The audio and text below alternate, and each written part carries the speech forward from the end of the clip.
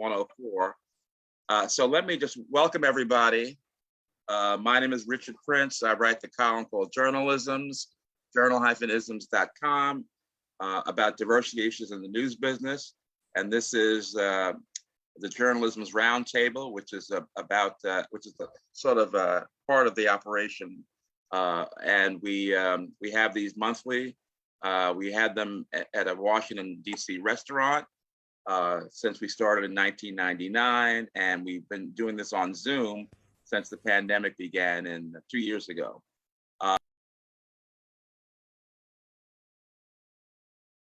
Me. Wait a minute. Can you hear me? Yes.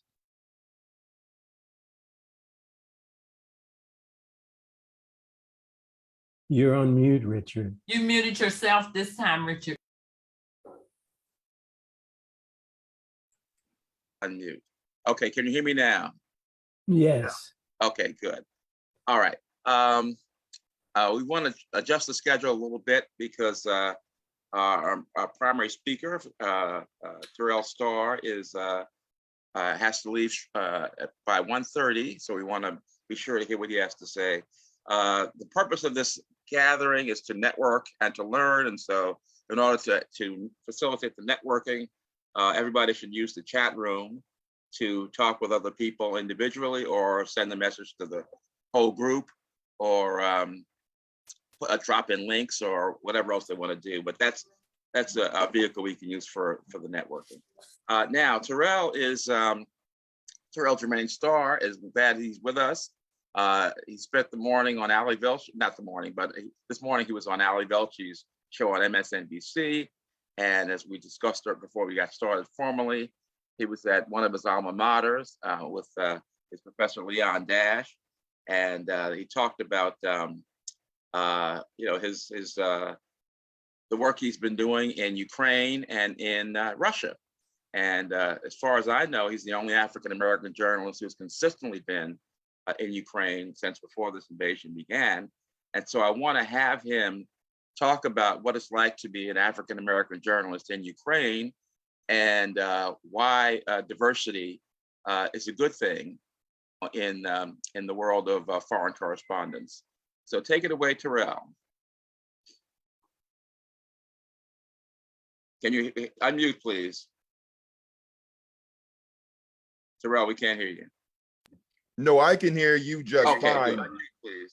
So there's just some major feedback from your end, as if two people are speaking at the same time, and then there's about a 6-second delay as I'm speaking to you. I think, Richard, do you have on Facebook? Do you have anything else up? Oh, absolutely. Yeah, that's the primary reason. Duh. But Facebook? Yeah, somebody has. That's I'm up here talking to y'all, and it's all me. So sorry about that. That just shows you the state of where my mind is. But yeah, thank you very much. I appreciate the introduction. And so I just got back a couple weeks ago, and I've been hitting the television networks nonstop. So my time in Ukraine was, I didn't expect to be a war correspondent, did not expect to barely be hit by Russian airstrikes, none of those things. First of all, I want to give a shout out to Professor Leon Dash. He is one of the driving factors behind why I'm here now, and he is the person who helped me to get into the journalism school, wrote a recommendation letter for me to get in, encouraged me to do so. And I learned a great deal of knowledge, an immense amount of knowledge I gained at the University of Illinois, particularly starting off at the city council, which, as far as I'm concerned, is one of the great places where you can learn how to be a foreign correspondent. People may find that to be a bit unusual. All news is local.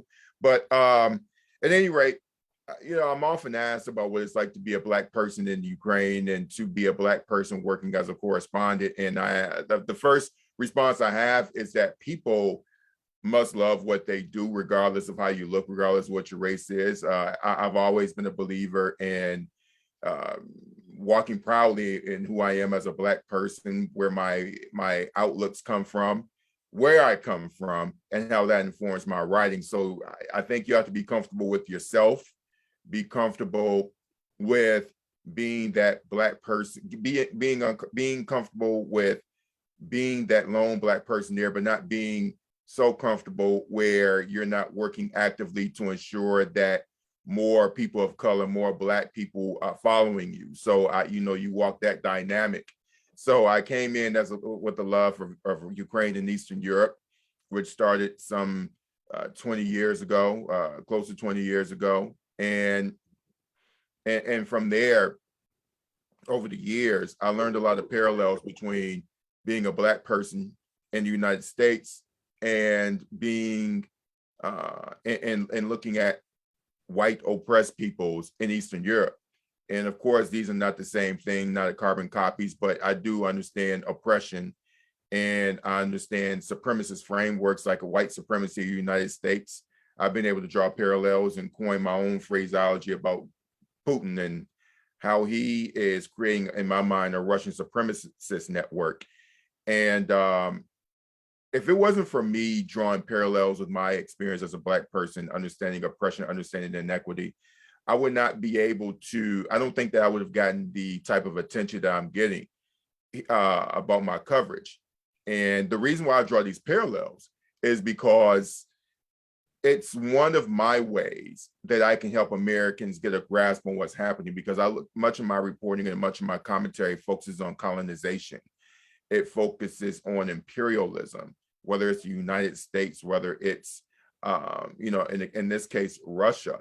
And people may not understand Ukrainian politics. They may not care about NATO. They may not understand what's going on in Putin's mind. And listen, I don't think that he understands what's going on in his own mind at times. But people do understand race, and people do understand the human connection. And I think that's what my work does. And moreover, I am also independent, and I've always had a very unique understanding of what journalism is. I've been very clear and forward about the fact that I've used journalism as a tool to tell the stories in ways that I think are effective, which is different from a newsroom. And so I am one piece of media that I want viewers and readers, because I have both, to consider. And so much conversation has been about not only my work in covering these stories, but also about how I cover them.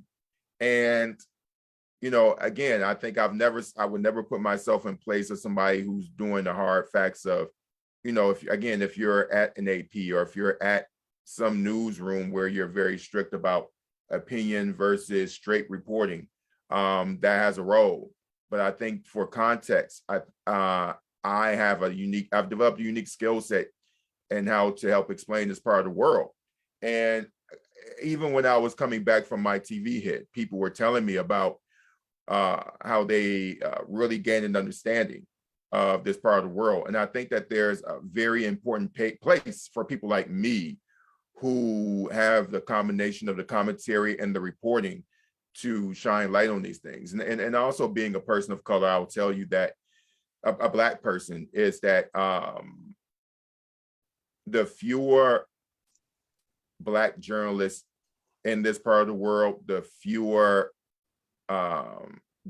options for us to really better understand what's happening. I believe that Black people have an understanding of what's going on with Russia's invasion of Ukraine than anybody who isn't Ukrainian or from that part of the world. I think that because of our own experiences of dealing with white supremacy in this part of the world, I think that we could provide unique context with the Russian supremacy that's going on against Ukraine. And what I've missed in the coverage, I think the coverage has been great, generally by mainstream media. It's just that there are certain things that people aren't catching. And I'll close out by saying that in addition to Putin's invasion, I do believe that he's committed genocide, and I could talk to you more about what it was like to be on the ground. But there are a lot of words that Putin uses in his speeches that are not picked up. For example, the way that he describes Crimean Tatars, as Islamic terrorists. language that I think is racist, even in how he uses it against Ukrainians. And so I think that if you have more people of color with more Black people with a racial lens, you would really get, I think that much of the country would get a better understanding of what's happening, because even in the United States, anytime Black people become the truth tellers, we learn more of the truth in ways that we never would have wanted, that we never would have heard it before. So I'll close up with that. Okay, thanks, Terrell. Before I'm going to open it up to questions, but let me just ask two questions, and that's what I hear Barbara has already asked me. Two things I hear about Ukraine from a racial point of view. Mm-hmm. One, that Ukrainians themselves are racist, and Mm-hmm. number two, that the Africans and other people of color are discriminated against in Ukraine. Can you speak to that? So here's the first thing. The thing about Ukrainians are racist. Listen, you got white skin. I don't know how you can't be.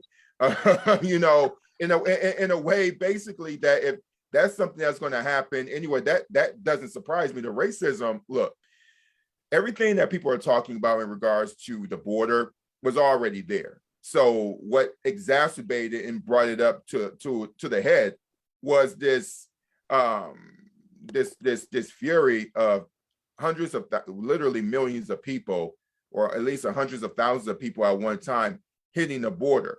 And so look, if you had no problem calling us a nigga before the war, if you get pissed off, we're gonna be a nigga times 10 when you're stressed out. So again, none of these things are surprising.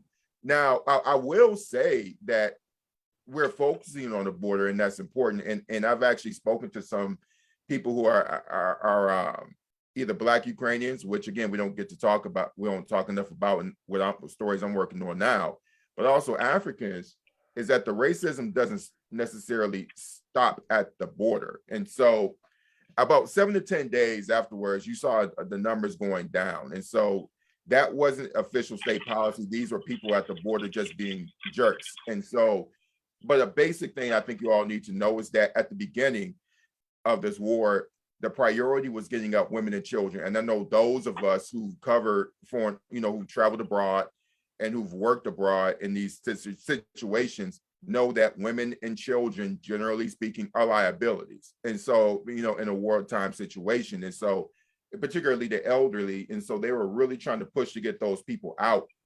And so, yeah, when in the middle of all of that, then you got these lines, which I've seen.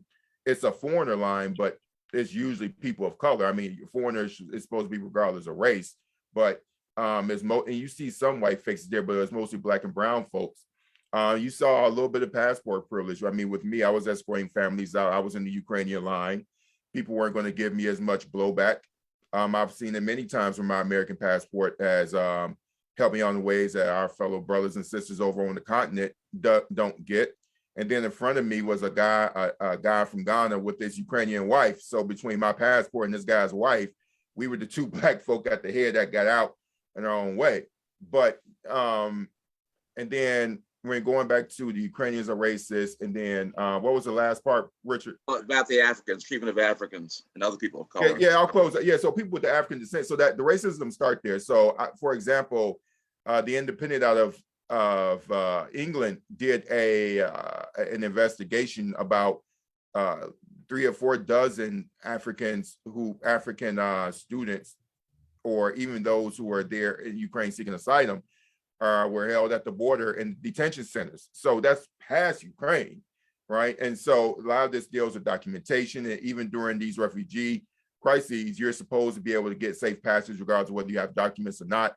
And so it also becomes complicated in that regard, because those people who are stopped, Ukraine is, for a long time, it was a transit country where people stopped on their way to Western Europe. And so you're going to run into people who don't have documentation. One of the toughest cases that I had of trying to get someone out is that of an Angolan guy. And we had to figure out where he was from, because at first we thought he was from Congo, whatever, undocumented, and he's disabled. And so one of my colleagues, he's actually a friend of mine, called me and said, well, Terrell, can you help this person? And so we've been trying to help this person for the past month or so, right? And so, because even the people who I've found to medevac him, because he needs a medevac, nothing that I could do or I have done in the past. This guy needs much more than what I could do. And somebody needs to mute themselves, somebody's fidgeting around. But basically, yeah, that's fine. But basically, even if we were to get this person to the border, then who's to say that this person wouldn't get caught up on the Polish side? Because the Ukrainians will let them go. So you're dealing with all those types of things. Okay. All right. Any questions? Yeah. Okay. I have a few. First of all, Richard, thanks for organizing this. This is extraordinary. And Terrell. Introduce you too. Philip is went to BGBH in Boston. Yeah, Terrell, I have been actually following your coverage for a while and want to give you props. If I'm not mistaken, you're originally from Detroit, right? I'm originally from Detroit, yes. Yeah, thank you, brother. That's right. Cass Tech here, Detroit. Oh yeah, you're from the bougie school. Yeah, I had a feeling you might say that. Yeah, we're the blue collar people at Northwestern, so it's all right. I ran track against you, man. I ran track. So Terrell, props, man. Seriously, this has been your coverage has been extraordinary because of the very reasons that you mentioned. The perspective has been incredible. This question, the Azov brigade, which of course has been in the news quite a bit, which started by white supremacists, neo-Nazis. But I also juxtapose their presence in Ukraine with the imperial movement, for example, in Russia. And we hear a lot about the Azov, and I'm wondering if you could talk about how deeply entrenched this group, which began as a neo-Nazi brigade, without question has fascist adherents still entrenched, and juxtapose them with the actually larger imperial movement, which is a fascist movement in Russia, and how that narrative came to take place, where we are hearing about the Azov, but not hearing about the imperial, and what that means in terms of your coverage. No, that's actually an excellent question. So let's get to Azov. Yeah, they are a very fascist, neo-Nazi, racist group of people. So yeah, and their leader, if you listen to them, they don't hide it. That's absolutely true. They also happen to arguably be the best fighters in Ukraine. Okay, so and then also you have to remember when they came of age in the Maidan, 2014, they were establishing security there, and so and developed into fighters. And so these were people who many Ukrainians saw as protectors of their, just their physical safety alone. Now, when it comes down to right-wing political ideology in Ukraine, these is, they get single digits. And the most far-right groups in Ukraine that run for anything, they get less than 5%, something around 3%. So, politically, far-right officials generally are they get far lower support than across Europe and even in the United States. So now, in regards to how they operate on the street, yeah, I mean, as far as extremism, particularly with Roma people, who we also know as gypsies, you've had some far-right groups over the years that have targeted them intensely. So Azov has a lot of support in regards to their military, in regards to being fighters. That is absolutely true. But anything beyond that, the average Ukrainian does not hold any racist ideology towards them. But another thing too about Azov, which makes it complex, and that goes into the larger imperial framework you're talking about. And so, yeah, in one way, they do have these they do have these very racist views. But the one thing that distinguishes Azov from the racist and the imperialism of Russia is that the Russians look at the Ukrainians like white trash. So, and the way that Putin speaks about them, they're lower, they're beneath the Russian. The Russian is at the top. And so, in some words, one of the things that you think about with the Soviet Union, even, I mean, this obviously goes back even more. They had this whole idea about, you know, us being brothers and being in the Union, but the Russians could not overcome their Slavicness in the grand scheme of things. And so, but that not only their Slavicness, but their Russianness in regards to how they view the rest of their neighbors. And so Azov people know that. And so they may share racism together, but one thing that they do not share is a respect for statehood, you know, and that's what distinguishes them.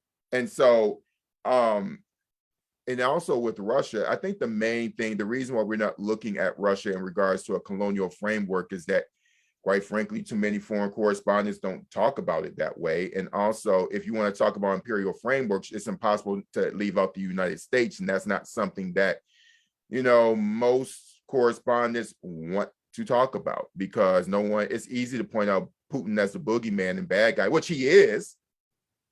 He is. It's not a question about that.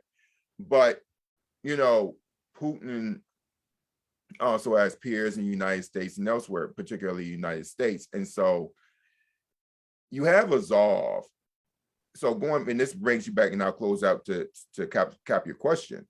Azov, the only thing, you know, Azov is a group of people who have a smaller, they're racists, people who have a small following in their country, while Putin is a clear racist and he has wide range support in his country, if that makes any sense to you. It does. All right. I've got a couple questions. They want to know what other stories are the mainstream media missing? So the main stories that I think are missing right now is, why should Americans really care about what's happening in Ukraine? Because I feel like this is a conversation. I mean, they do a good job of bringing in the human interest stories. It's messed up, but in the grand scheme of things, why should you care? And the reason why I would focus on why would you care is that I know, me coming from the inner city of Detroit, Michigan, I have definitely developed an understanding of why people like me are left out of the conversation. And I know this, and I know you all know this, particularly if you're working in DC, how important lobbyists are. That wager and curry the favor of Washington insiders, elected officials. And so, you know, Russia is connected to oil, is connected to military, is connected to, you know, so much of why this war is important has everything to do with democracies being threatened. And I know that sounds like a very abstract thing, but, you know, if you have a person like Putin that's constantly encroaching on democratic institutions, we presume that just because the tanks are not rolling on are not rolling down, you know, the streets of New York or Detroit, Michigan, that it doesn't impact us. But as we see, we're constantly being consumed with our news coverage about what's going on there, because people who do know have understand the larger implications, not just wish that we would do a better job. I feel like I do a job of it, but a lot of mainstream folks do a better job of explaining this stuff to folks in ways that they understand it. But that, again, that comes with the lack of diversity and people who are telling the right type of stories. And then I think another story that's missing is, you know, we spend so much time talking about the military and, you know, we see all the explosions, but what happened to these people when they leave the battlefield? There's just so much normalcy going on right now in Ukraine in regards to people leading their life in a war zone. And I think also we need to hear about the larger implications regionally, more countries joining NATO. That's more, you know, and you know, America is the largest financial contributor to NATO militarily as well. So I think we need to look out for those type of stories. Now, actually, I can go on another 10 minutes, by the way. Oh, good. Okay, we have two other questions. I can do another 10 minutes. We're good. Okay.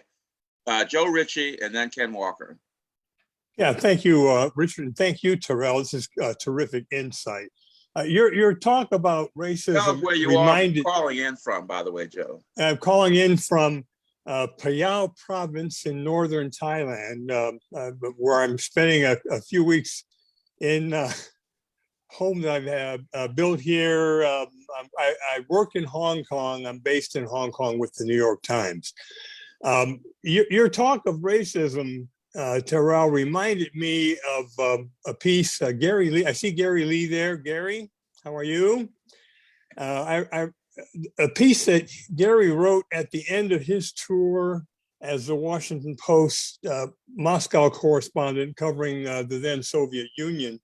And he stressed how little respect he got as a Black correspondent from the Russian authorities and the sources that he was trying to develop there.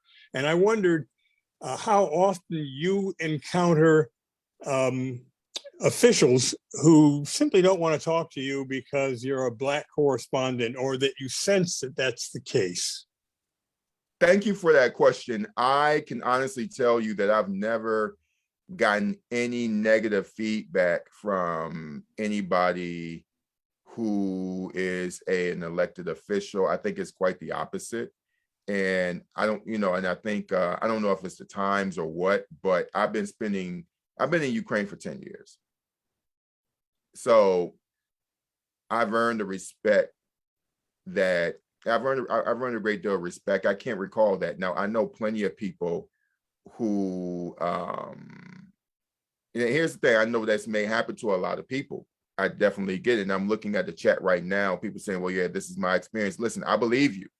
I just can't say that it's been something for me. In fact, I'm independent. So keep in mind, I'm independent, and I also have a large presence on social media and Twitter. So I don't have that problem. What I will say though is I have run into challenges when I talk about racism in Ukraine, and people saying, well, this is not the right time to talk about it. So I've dealt with people who want to push back against me talking about, for example, this racism at the border story. But I can't say anything beyond that. I can't say anything beyond that at all. So I just wish it, but I'm also aware that it does happen to people, just not to me as a journalist. Okay, Ken Walker.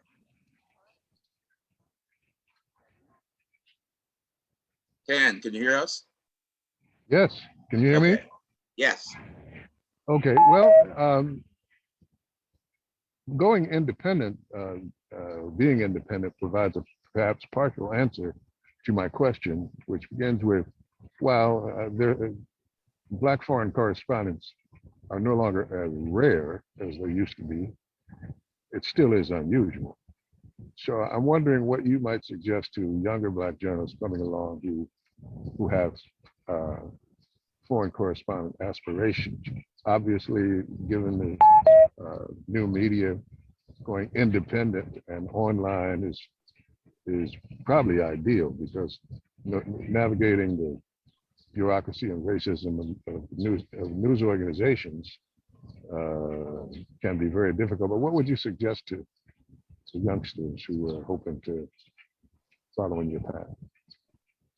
Thank you very much for that question. My advice to anybody who wants to do foreign reporting: one, learn the language and learn it well. I'm still taking Ukrainian, and I'm starting a Ukrainian language course this summer, and I'm taking advanced Russian with that. Okay, yeah. So my response to folks is learn the language, learn it well, and I'm still continuing my Russian language, keep it getting up to advanced, and as well as taking up Ukrainian this summer, and also understand a region really well. I would recommend that, and find something, most importantly, that you love to do. I didn't enter this. I'm not hearing anybody. I don't know if I'm still on. Yes. I'm here. Do you hear me? Anybody hear me? I hear you. Okay, so good. So basically, I would recommend that people find something that they love to do, and don't do it because you want to get a career or anything like that. I never did any of this because I wanted a career. I did something that I liked, And then I just got into it, and also keep an open mind. I never thought that I would like Ukraine, or be in a place that was not Black. Giving a bridge version of this story, the first time I went to this part of the world, I was 21 years old, applied for an international volunteer program. And by the way, the streets of New York are serenading you with the EMT and otherwise, that's just the song, the sounds of the city. But at any I rate, seem to have lost my audio. I can't hear anything. yeah, okay, but do you hear me now? Everyone needs Probably a technical problem Okay. on my end. Okay, well, I'm here. Do you hear me? I'll try to sort it out. You Okay. hear The me? problem on Hello? Ken's end, we can I don't hear, think he hear us, Yeah, but we that's hear- okay. we can, We hear yeah, you, we can Terrell. hear We you. hear you. Terrell. Okay, we're here. Okay, So- fine. So I'll finish. So basically, I really encourage people to do things that they like to do. But the abridged version of the story I'm going to tell you was that I went to Russia. I applied to go to volunteer abroad, summer 2001. On the application, they ask you, where would you like to go? I chose all the Black places. Application came back, it said Russia.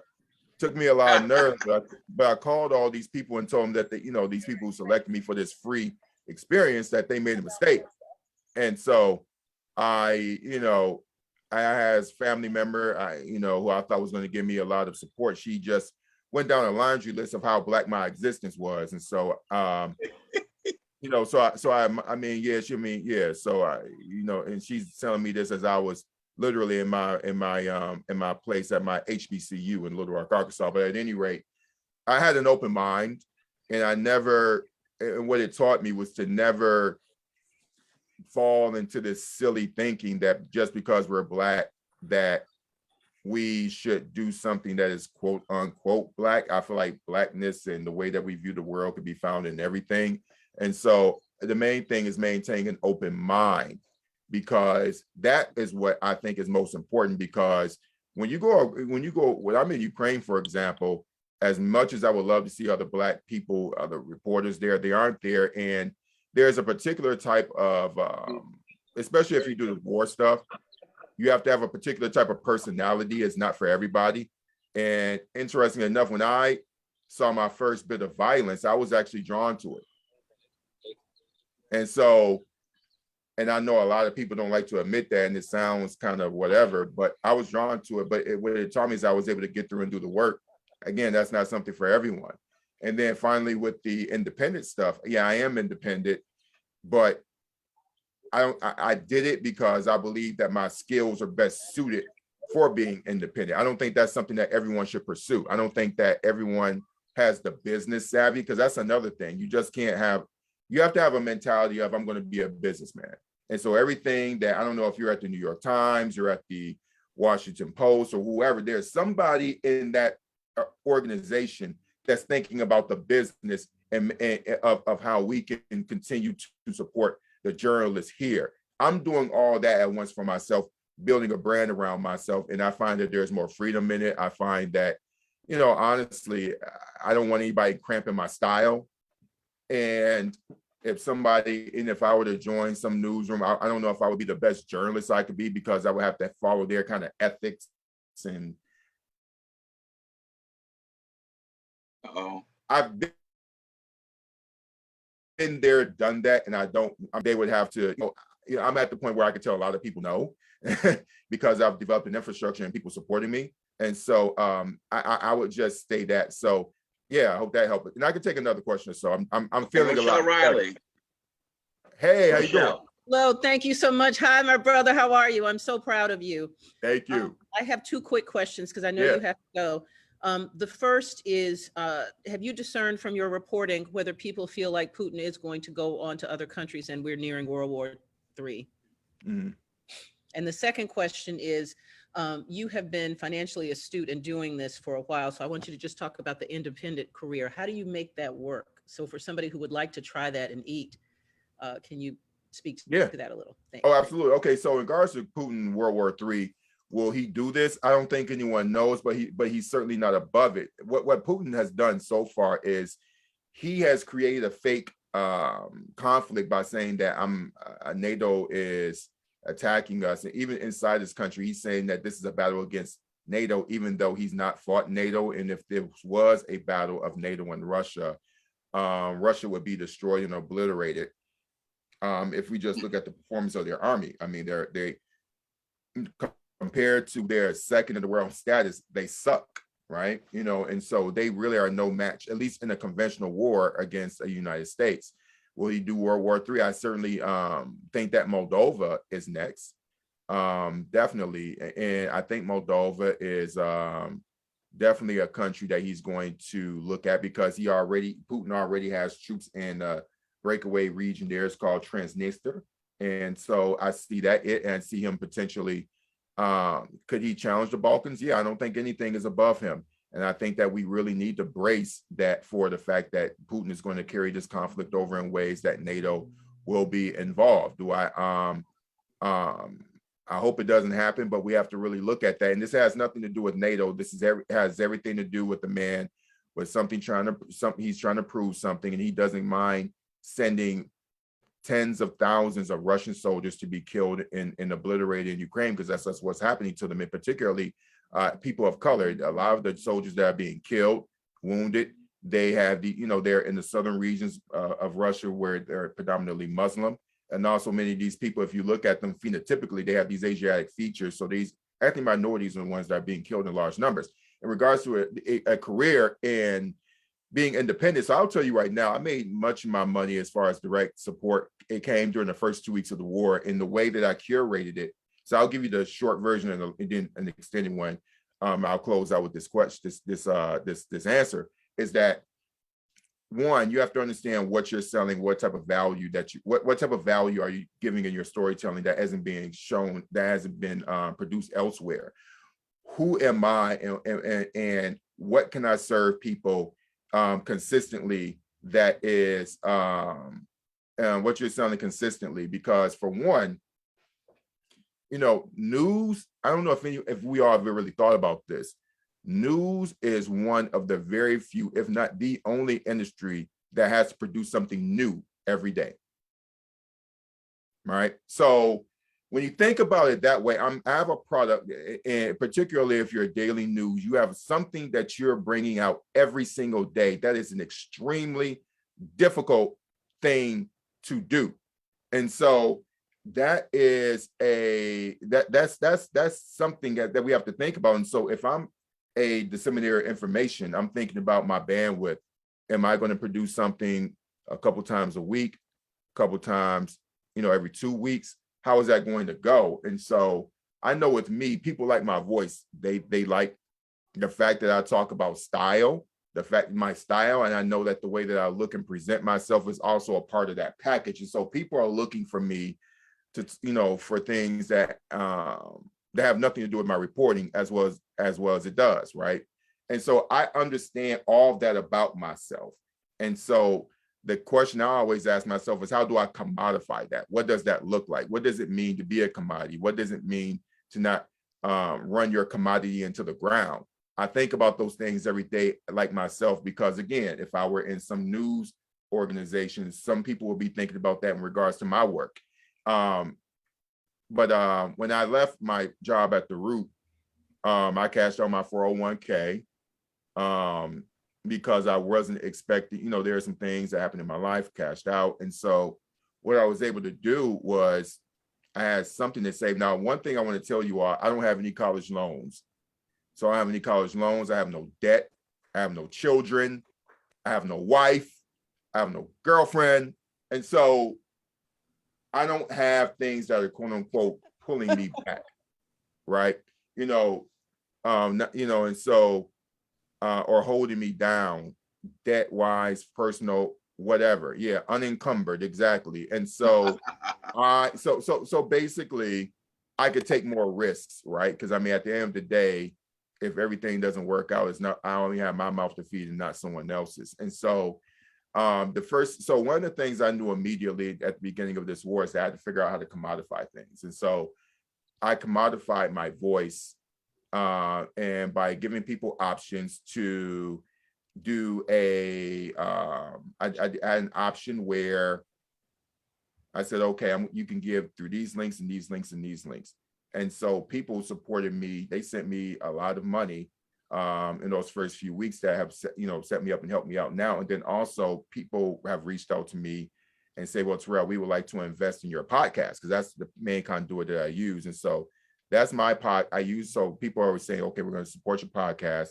And so people reached out to me primarily for me, and I followed up. So anytime someone told me about an opportunity, I followed up. I don't get paid to do these TV hits, but what I do use it for is exposure. And I use the exposure in a way that works for me. And I know too often people say, well, we're not going to pay you, but we're going to give you exposure. In this particular instance, it works. I'm not sure if I would even want to do a full-time television contract, because again, I don't want anybody cramping my style, and I'm in a position financially where I could tell people no for now. I'm not rich by any of those standards, but what I mean is that I'm comfortable enough to tell people no if I don't want to do something that I don't want to do, and doing it only for the paycheck. And so I can also tell you that I've made more money being independent than I ever have working at any job, because Wow. I can negotiate what I want from people, but also too, I walk in with the mentality that, I am talented, I'm big time, and I need to get salary. I need to get paid. And interestingly enough, that doesn't scare people away. What it does is that it helps me save time. Mhm. Because at this point, my trajectory, and I'm telling you, going back to this thing of being independent, you have to have confidence in yourself. People talk about living a life that a comfortable lifestyle, but you have to really see it every day, and you have to make decisions each day that show people around you that you are that type of person. And so basically, the way that I have curated it's about knowing your worth. And so with me, even if people ask me to speak, if it's a university, they're going to pay for it, and I have a rate, and word gets around, Terrell's rate is this much. And so you're also developing a reputation by putting your worth on, making sure that you tell people what you're worth, and you're not going to go below it. I've had, and even with the TV people, I would take an opportunity to be a contributor there. And of course they pay you, but it's one of those things where the opportunities of networking with those people and constantly being in everyone's radar about Ukraine, it makes that worth it for me, because I see it in the reach that I have. And it also is credibility. And also I did my first correspondence on these television sets. So what I did was that you're not going to pay me, but I'm going to take these 3 or 4 minutes, which you're giving me, or 5 minutes that you are giving me, since I'm on the ground, I'm going to take my selfie stick and I'm going to show you, and I'm going to do some correspondence for you there. And so that's creating clips for myself that I use as I'm taking my book, Black Man on the Step, which will be released next fall, 2023, and creating opportunities for myself to do streaming contracts, Netflix, Amazon. I've gone through that process before. And so I don't see myself just doing the traditional journalism work. I see myself in streaming. I see myself being a producer, because ultimately I have so many ways in which I've commodified my stories, many of which I haven't even put out to market yet. Is that the money, I have the money that's here, the money that may come 6 months from now, and the money, again, with the streaming that's going to come later. But it's all because I use and leverage these opportunities where I wasn't getting paid, but I was given incredible access to write clips and things like that. And also, when people ask me about my work and being independent and the style of writing that I do, I might as well finish off the next 5 minutes, because I'm feeling better. But I'm feeling better. You all don't believe. As soon as I got off the plane, people wanted me. So sometimes I'm in and sometimes I'm out. But finally, I'll say, people were asking me about my style of reporting and saying, well, is this journalism? Is it not? I told them that my role model is Oprah, not Walter Cronkite. Thank you. And what I mean by that is not that Oprah isn't a journalist. She is. It's just, we all know she started off in local television. Is that Oprah saw herself more in the business realm, and you have these other people who are traditionalists. And I think it's great however you choose to go. I just see myself fitting in that Oprah realm in my own way, and I'm growing into that person. So I know I gave you a long talk, but No, that was great. I only have one quick follow, Richard. Thank you. When are you coming to Detroit so we can do an evening with Terrell Starr? Because every student in every university in this area needs to hear you. Would you come if I, like pick up the tab? yeah, I mean, sure. So listen, we need to do it in November because I have a window. I'm going to Ukraine. I'll be based in Ukraine for the rest of the year and much of next year, but I will be coming back because, brother got to get his teeth taken care of. So I got to come back and do the checkup and things like that. So, Well, yeah, I'll call you. I'll call you. I just wanted you to say yes in front of 50 people. So thank you so much. Well, yes, I'll be there. Yes, I'll be back. Yes. Love you, Yes. brother. Be safe. Thank you. Thank you. Okay, Hey, last John, how you question. doing? Elegant, I read your work, brother. John in South Africa. Yes. Got Elegon. Elegon, yes, Elegons. Okay, I always wonder how much, but thank you all very much. I greatly appreciate you giving me. Wait, one last question is from Yeah. Rebecca Aguiar, president of SPJ. She wants to know about your work-life balance. Okay, listen, the work, it's interesting. My work-life balance is not bad. I'll tell you what really helped out my work-life balance is that I am independent and I quit working for people. Yeah. That was the number one thing. So look, you asked me about balance. Look, I need more balance than ever. I'm looking at my studio and one, it's too small. I got to move out of it. That's the first thing. And so also, my work-life balance is fine. I talk to a therapist every week about everything that I've experienced because I still, loud noises still get to me. A therapist in Ukraine? What's that? A therapist in Ukraine? No, it's here. It's a woman okay. that I've been going to for the past 7 years. So basically, no, she's based here. And when I was in Ukraine, I was doing Zoom conferences with her. Oh, okay. But yeah. So I do a therapist, so I do that. And then I need to get my yoga. I need to resurrect my yoga practice. I haven't done that recently, but also the main thing, I'll tell you the thing that really helped me was that I took care of myself. And I eat, I'm a very healthy eater. And I think that's essential for any of us because I think that this job, if you could be up writing, doing whatever it is you do and your health could go to crap. And I strongly recommend that people take care of their bodies. And so I was training for a 5K. One of the reasons why I stopped was that my neighborhood where I was at, there's so many checkpoints running through it, just became awkward. So I just didn't do it. But now I'm getting my running schedule back in. My work-life balance is fine. And what really helped me was the fact that I'm better off being independent. And I definitely can see myself working with folks. But the fact that I'm independent, I can control my own schedule and I can work from everywhere I need to go in the world. But most importantly, I'm doing the lifestyle fits me. And that alone has allowed me to create a life that I want for myself because not only am I doing journalism work, like I'm doing stuff that I love. And so I don't even think, I don't feel like I've worked in a while. This doesn't feel like work, like my rent is paid, my future is looking wonderful. I am doing everything that I want to do. And just quitting, I just feel like my job back at the Root, I feel like possibly, like had I not quit my job, I wouldn't have had this opportunity. And I'm so happy. I don't think, and it may not emanate from my face, but I'm looking at you all and I'm talking to you all, and just the fact that I'm here, it just brings a smile to my face. And the fact that people every day, people will see me out on the street and they say, well, Terrell, you are, thank you so much. I mean, I get this every single day.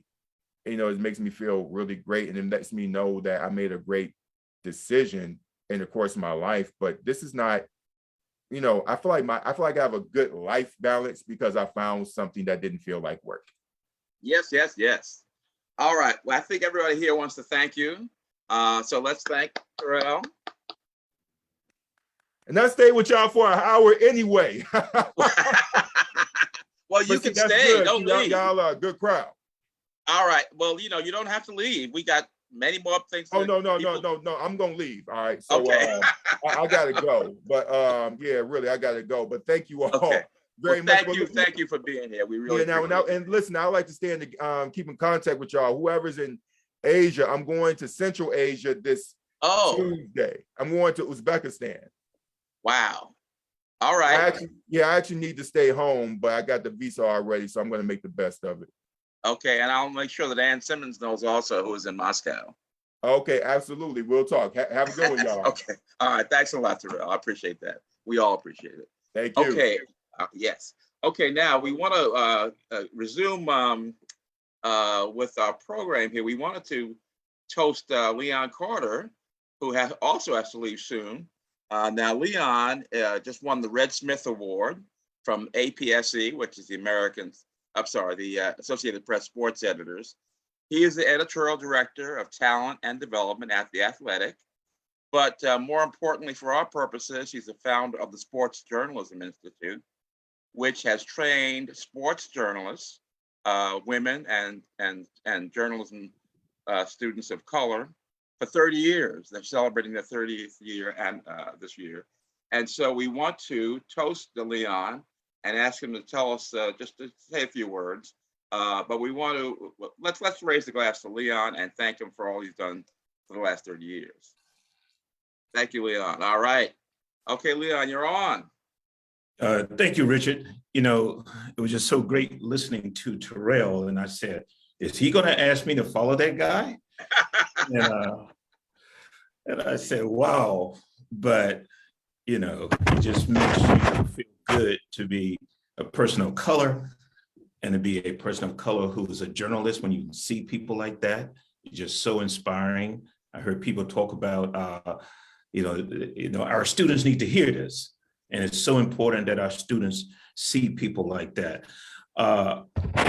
Yes, I am the third person of color to win the Red Smith Award. It started in 1981, given by the Associated Press Sports Editors. For those of you who do not know what APSE is, basically all the sports editors in the country, their papers, their sports departments, and now their digital operations belong to this organization. And the first two people to get it before me were Sam Lacey in 1998 and Wendell Smith in 2014. Both of them were very instrumental in writing articles and pushing for the integration of baseball. I think Wendell Smith actually followed Jackie Robinson in the minor leagues before he actually joined the Brooklyn Dodgers, and he ended up writing a book. But you know, when they were honored, Smith was dead when he was honored, and Lacey was in his 90s and wasn't able to make it to the ceremony when he was honored. I'm hoping to be there in June in Indy when I am honored. But something wonderful happened in 1992 at the Detroit convention, the Detroit NABJ convention. I was the first journalist in residence, a fellow by the Freedom Forum, and it allowed me to take a year off to teach and mentor at an HBCU. And the HBCU was where I actually went to school, Norfolk State. But before we left Detroit, a group of us got together and said, what else can we do? Leon is going to be in Norfolk working with the students in the student newspaper and teaching a couple of classes. But what else can we do?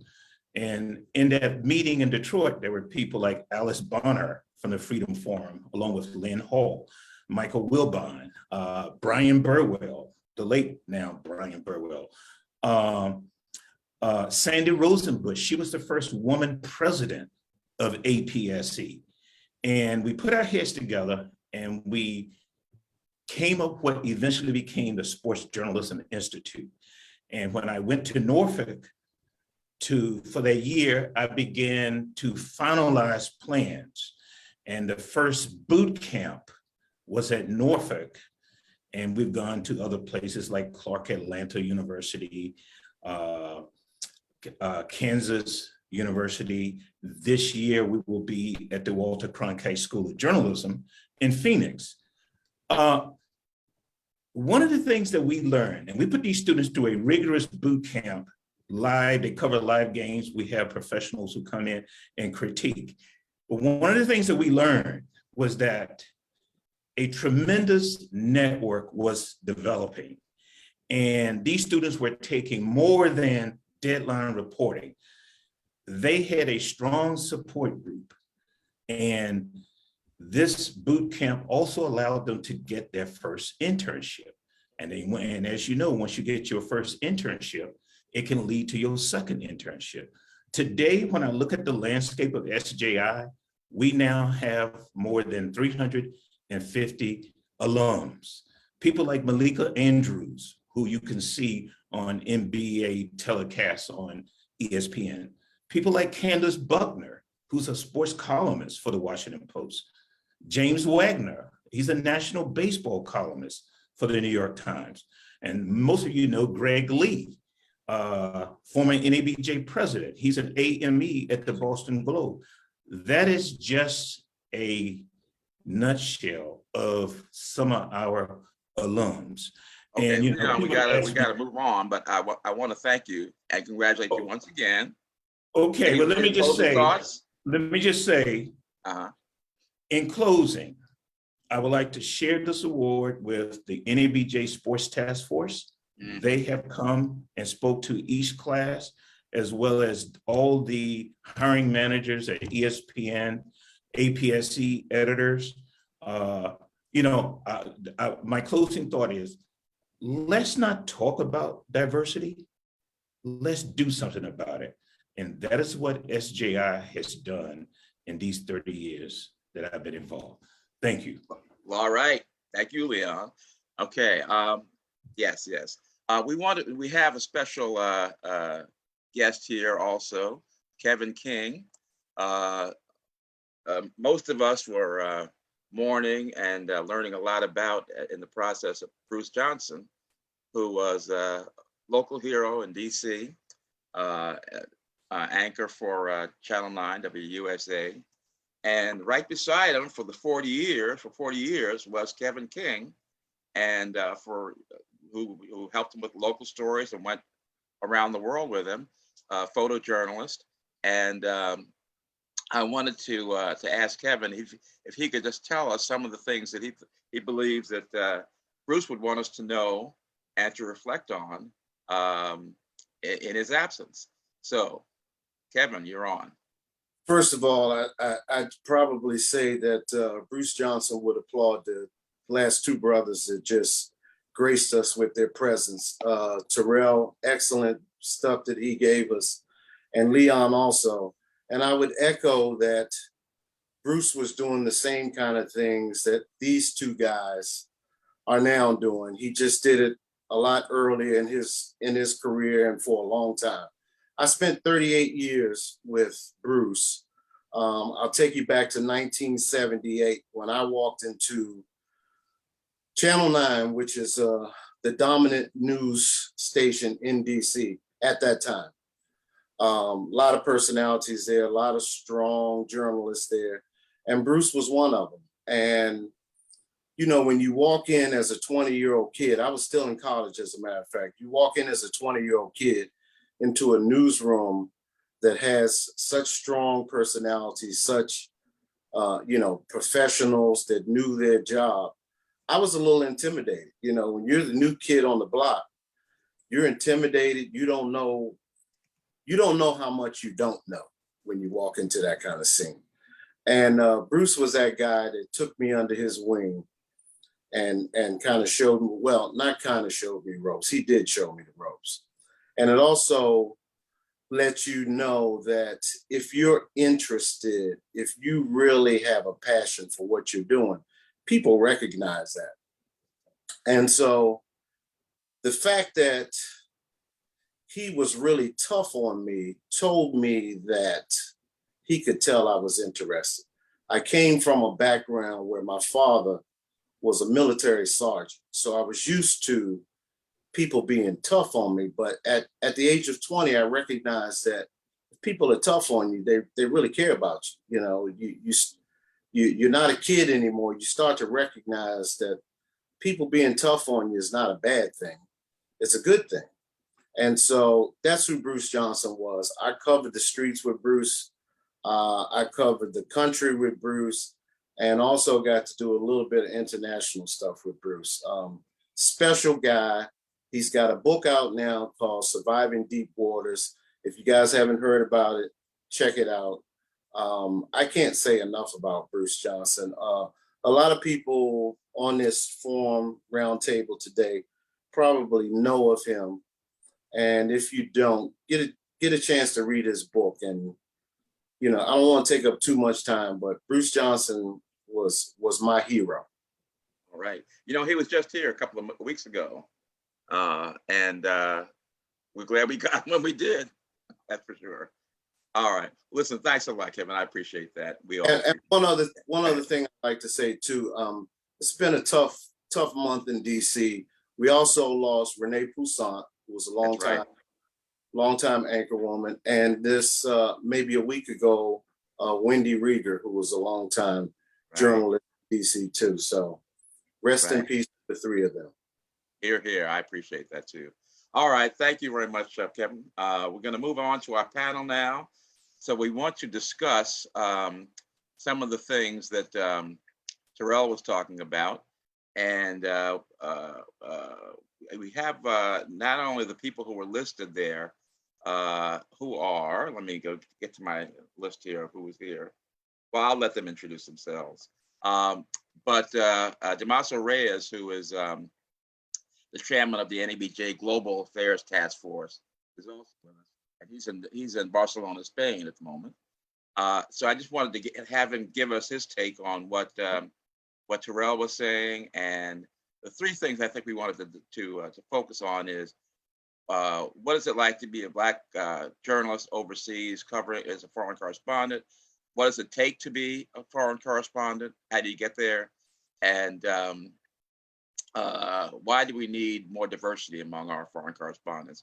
So I will let Damaso go first, and then we'll go to our panelists. Thanks for having me. You know, having reported from Ukraine myself, I think I echo a lot of what Terrell mentioned. But to answer some of your specific questions, I think that, you know, the key skills to being a foreign correspondent are much like the key skills for a lot of other journalism. You have to be curious. I think when it comes to being a foreign correspondent, you also have to be willing to work a little bit more without a net. Often even if you're working for a news organization, the team that you might be working with in country might be really small. In my experience as a foreign correspondent, I've always been a freelancer, much like Terrell. So I'm used to being very independent. And I think nowadays, if you want to be a foreign correspondent or you want to work internationally, being a freelancer is probably the fastest and most direct route to do that, because the foreign correspondent slots that still exist at major newsrooms are coveted. So, you know, when I was coming out of school as a young journalist more than 20 years ago, I looked at sort of the route of becoming a foreign correspondent, basically spending 10 to 15 years working my way up from local to regional to national news organizations. And I bought a one-way ticket to Indonesia and became a foreign correspondent just like that. Now, that wasn't necessarily easy, and I might not do that, you know, with 20 plus years of hindsight, but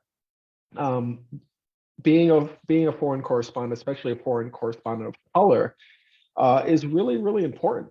First of all, if you're reporting for news organizations back home, there are a lot of people of color who care about the rest of the world. So whether you're reporting about Africa or the Caribbean or Latin America or Asia, there are folks who want a different perspective. They want a perspective of perhaps a person of color. So I think it really is valuable because, you know, as journalists of color, we often have a unique perspective. We also often are willing to challenge the dominant narrative. And I think when it comes to foreign coverage, that's something that's incredibly important, right? We want to make sure that, you know, we're not just repeating what people expect us to say back home, but we're actually reporting what's on the ground. We're actually giving the insights of someone who is there, not just parroting what our readers or editors expect us to say. So I'll just end with that, and I'm happy, obviously, to join in the conversation. Excellent, excellent. All right. We want to also hear about, we hear from Michael Slackman, Eva Rodriguez of the New York Times, that is.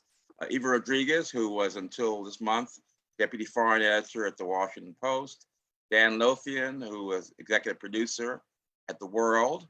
Gary Lee, who was referenced earlier, former Moscow bureau chief.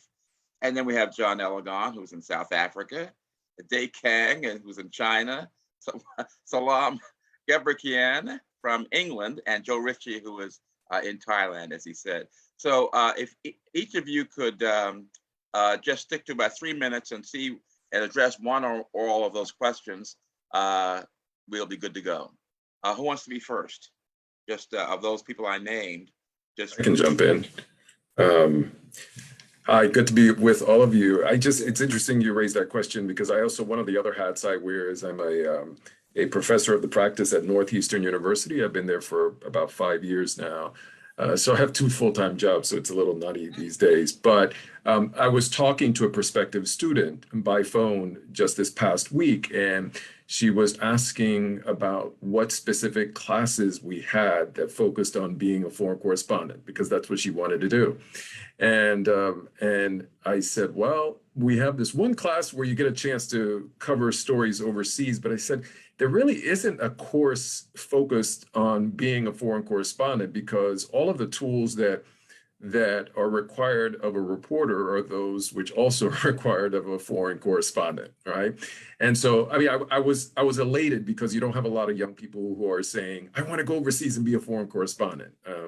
And so I was happy from that standpoint. But I walked her through just some of the elements of what makes a good reporter. And I said, and those are what make a good foreign correspondent. But in addition to that, I said, what I've often found is reporters who are sitting around, who walk in the morning waiting for an assignment editor to tell them what story they're going to be doing, then you're probably going to have a tougher time being a foreign correspondent.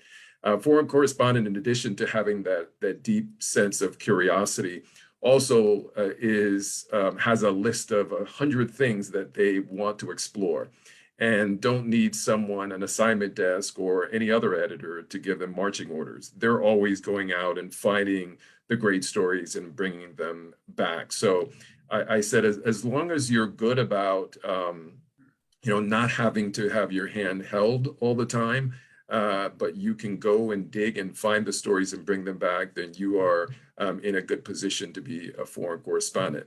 In addition to that, I think understanding one or more languages. Now, I wouldn't consider myself a foreign correspondent, although I've traveled to 51 countries now. So I covered either traveling with the White House, covering the president, or just other international stories that I covered. I have spent a lot of time overseas, and I found that the more that you if there's a region where you know the language, whether it's Spanish or some other language, it helps you connect with the people that you want to interview in a different way, right? In your stories, it's not that you can't do those kinds of stories with the help of an interpreter, but I think it does help you get closer to the people you're covering, and it certainly helps you get closer to understanding what are the kinds of stories that need to be told. All right, thank you very much, Dan. And those of us who go back a few years remember that we had a farewell dinner with Dan. Get right in front of the mic. We lost you, Richard. Oh, sorry. All right, I said those who have been with us for a while may recall that we wished Dan well when he left DC and went to Boston. So we're glad to reconnect. All right, who else among our panelists, who wants to be next? So let me jump in. Okay, go ahead. I recognized really early that I liked to write about and explore different cultures. And so I really look at it not so much as being a foreign correspondent, but having the wish or the will to write about other cultures, because you can actually do that from the United States. So you can do foreign correspondent work from where you sit, from DC, from New York, from LA. But let me share a bit about my experience. So I was in boarding school in England. And when I was 17, 18, I started to write about English culture for my school paper. And I guess that would have been the beginning of my work as a foreign correspondent and or as a person writing about other cultures. And that led me to the understanding that if I really wanted to write about other cultures, I'd need some tools. So I started learning languages, majored in Russian, studied French, Spanish, etc. And then started to do work with just people from other cultures in the United States first, Muslim culture, Jewish, and writing about those.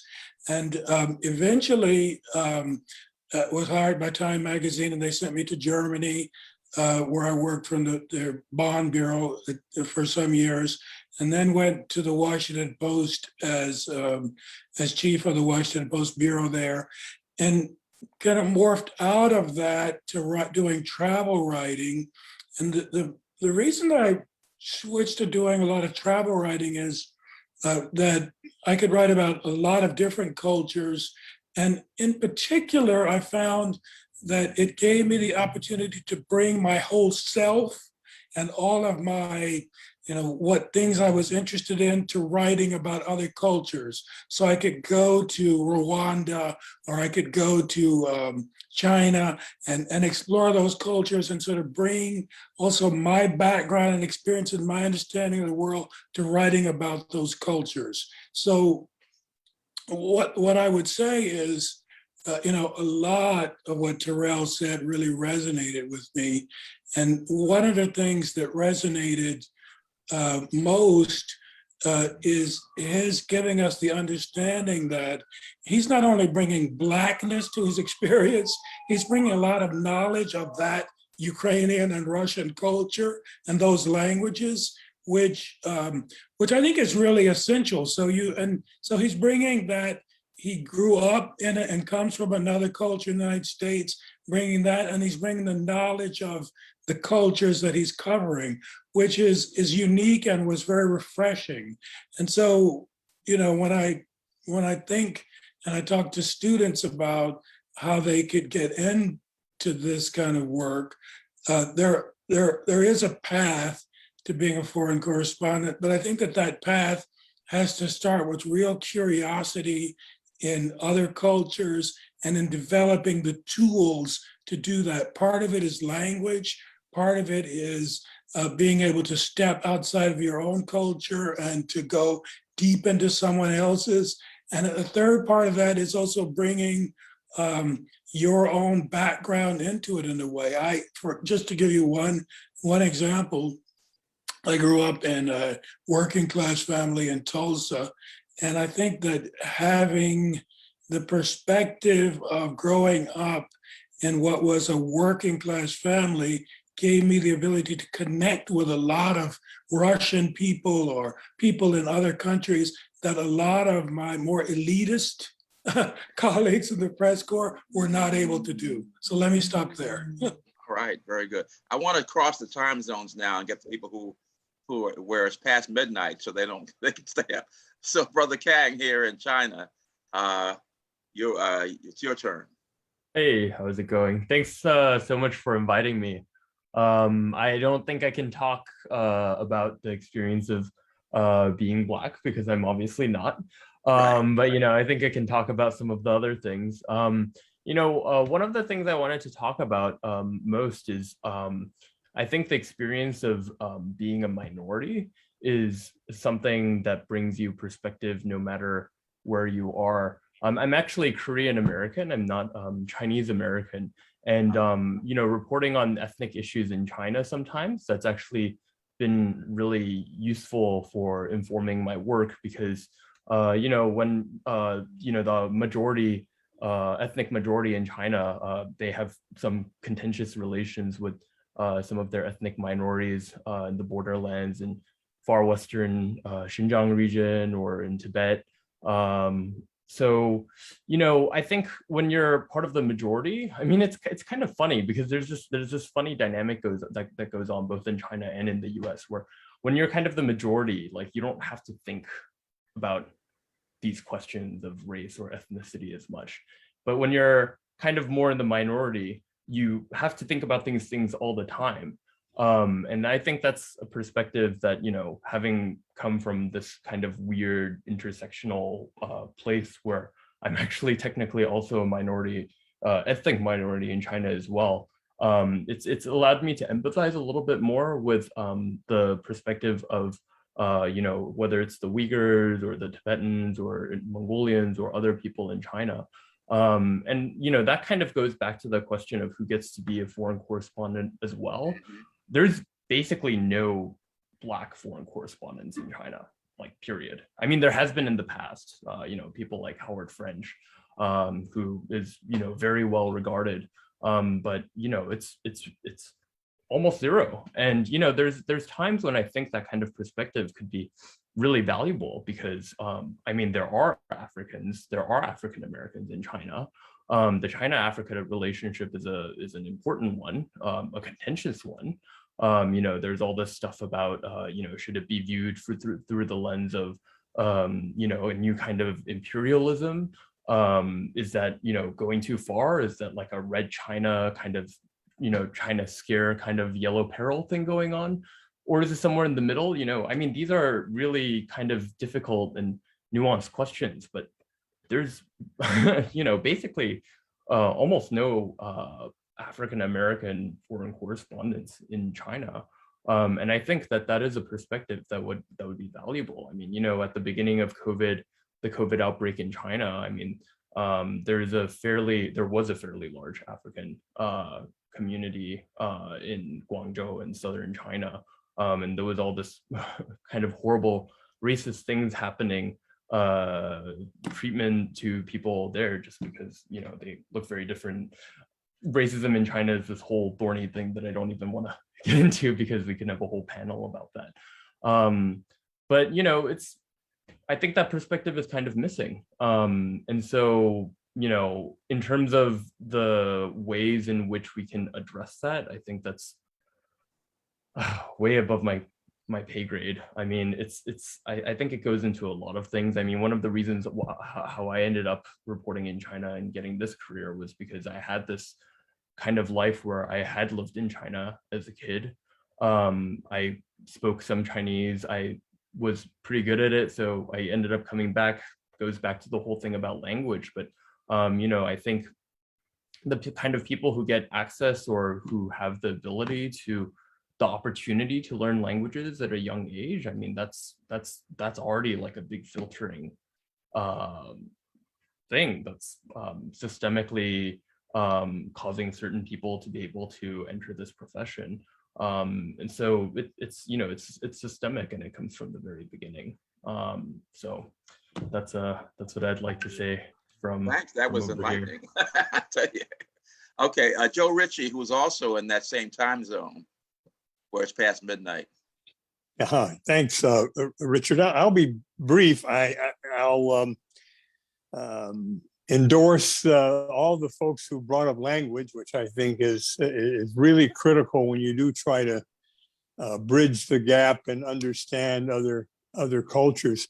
One thing that I think is really important to remember for anyone who aspires to be a foreign correspondent or an editor of foreign affairs, which is what I've done for most of my career, you have to be broad and to be able to grasp a lot of things. I think you go into journalism and foreign correspondence thinking about politics and government, but especially if you're in a small bureau or representing a news organization that doesn't have a lot of personnel abroad, you may be called on to do arts reporting, cover sporting events, and do a lot of things besides covering the government and diplomacy and that sort of thing. So I think that's one other thing to remember. I'll yield the floor to others, though. I don't have a lot to add that hasn't been said yet. Okay, it's John Elgon. John, are you still there? Oh, good, good. South Africa. Hey, yeah, I'm here. My internet connection is a little bit unsteady, so excuse me if I cut off here. Yeah, I don't really have much to say, but I mean, I guess what I would say is that I would hope that, you know, we would be able to sort of, in some ways, work toward recruiting more Black people to be foreign correspondents, because I think I was fortunate enough to, you know, I'm from Trinidad, you know, I grew up in the US, I've traveled a lot. So I always already had an international interest just inbred in my DNA. And one of my mentors at the New York Times is, some of you may know Calvin Sims. He was a correspondent for about 10 years. And so he was one of the early people I met. He told me all the grand stories at times when the budget was bigger. So he got a little bit better life than maybe I get now. But yeah, but beyond that, you know, so in all seriousness, just the storytelling. And so I think I think there must be some way for us to tap into sort of that interest, because I think a lot of, especially Black journalists who may not come from you know, such an international background, may not understand, you know, why take this leap, why go abroad, like what is in it for them. And if you listen to things like Terrell says and things that I see here in South Africa, if you're a Black person who's naturally interested in certain things, you know, about the US, a lot of those dynamics carry over in the foreign assignment, right? So I think there's selling points there, and I think we as a community should think about ways that we do that. I know I was talking to Salam, who I finally met via phone last week for the first time, and we were talking about is there some sort of Black International Correspondents Association that exists? You know, I think something like that, but I think we should be thinking about how we can nurture people. And then the other thing I would say, I think what Dake said in China is very important, that, you know, there are communities, there are diverse communities there, but I think it's also important to know that as a Black journalist, such as Terrell, you don't have to go and cover the Black issues in foreign places, right? I actually speak fluent German. I studied abroad in Germany. You know, sending the Black reporter to Africa might sound like a cliche, but like I actually want to be here, so I am enjoying it. So I wanted this job. But also my mind extends beyond this. You know, what happens a couple of years down the road when I'm ready to move, and it should. And I think we have to, like, also, as we talk to, you know, the decision makers, the managers and whatnot, we help people understand that, you know, your Black journalists have lots of tools in their toolkit beyond just covering issues of social injustice among Black people, as important as they are, and as much as I personally like covering those, especially, you know, they're still very important here in South Africa. But just knowing that we have like this toolkit and training journalists to, you know, be masters of all trades, and being able to do that, and understand that Black journalists can be as flexible covering, you know, I can go out and cover Afrikaner communities in South Africa as well as I can cover, you know, Black communities in Soweto. So those are just my thoughts. Very good, very good. Thanks, John. It's good to see you. Now, Michael Slackman is here. We have our first person from management to speak. Michael. Oh my God, I was enjoying this until you introduced me that way. Well, sorry. All right. You're just one of the fellows. I'm sorry. Mike's just one of the fellows who happens to be the AMA International at the New York Times. And he might be able to tell us a little about the office politics and the institutional issues that are that help or hold back office politics. Richard, there are no office politics. Come on. You know, and John, let me just say, like, when you're ready to go to Germany, buddy, I'll get you the plane ticket. You just got to talk to my wife about that. So. Yeah. Look, I want to thank you for inviting me, and I've learned a lot, and I've enjoyed listening to everyone. Terrell was great. I agree with a lot of what he said and what the other speakers have said here as well. Yes. I guess what I can contribute to this conversation is the key to being a foreign correspondent, I think, is humility. I think regardless of your background, if you view the world through the prism of your own experience, you're going to make a mistake. That's one of the reasons diversity is so important among correspondents, so that we have people traveling around the world covering events through many different filters, many different prisms, and many different experiences. When I first went abroad, my first assignment was in 1998 in Moscow. I was a correspondent for Newsday at the time. The ruble had just crashed. It was worthless. And I wanted to understand, what does it mean to people to lose everything? You know, you could have a lot of money under your mattress or in the bank, but the currency was devalued. So they had no money. And one of my first assignments was I went out to a vegetable market. It was an open air market. And there was a woman there. She looked much older than her years. She was pulling a metal cart behind her, and she was buying up rotten vegetables. Not rotten, but overripe, because they were cheaper. And I was working with a translator. My Russian was basically third grade at the time. I had good vocabulary, terrible grammar. But in any case, while I was interviewing her, she explained to me the rotten vegetables were actually cheaper, and that's why she was buying them. And she smiled, and she had gold teeth. Now, when I was growing up in the Bronx, gold teeth was a cosmetic statement. So I was surprised to see a poor woman, this is like 1998, with gold teeth. And I turned to my translator and I was like, she doesn't have money for food, but she's doing that in her mouth. And my translator said to me, actually, it's a sign of poverty, because during Soviet times, they did not have the money for porcelain. They didn't have advanced dentistry. What they had was gold, which is a very soft metal. They could shape it into a tooth and shove it in her mouth. So what you see is not always what you get. I'll tell you another story that was really eye-opening to me. I lived in Cairo, Egypt for 8 years. And by the way, as an American Jew living in Cairo, Egypt, and traveling around the Muslim world, my experience with perspective and diversity is also quite informed. But I would jog every couple of days through this working class neighborhood, and I noticed that people were literally throwing their garbage out their windows, the kitchen garbage, like household garbage. And I couldn't understand it. Like, you'll excuse my French, but I was like, well, I didn't understand why they were polluting their neighborhood. And the pile of kitchen trash bags just kept building up day after day. And I was really very judgmental. I was like, what the hell? Why are people doing this? And then when the pile hit a certain height, all these people came out and they ripped the bags open and they took out every single recyclable item. I'm talking paper, metal, plastic. Everything was taken out and recycled for money. Then all you have is mounds of organic waste, food, kitchen waste. And these people would show up with their goats and their sheep. This is in the city. And they would sit down in the middle of this pile of organic waste, and the goats and sheep would eat everything. And then some kid would come in, sweep the plastic bags in a pile, and light it on fire. And they would start again. So what I first saw through my eyes, having grown up in the Bronx, as what I first saw as really kind of like disrespectful to their own community, was an extremely effective recycling program.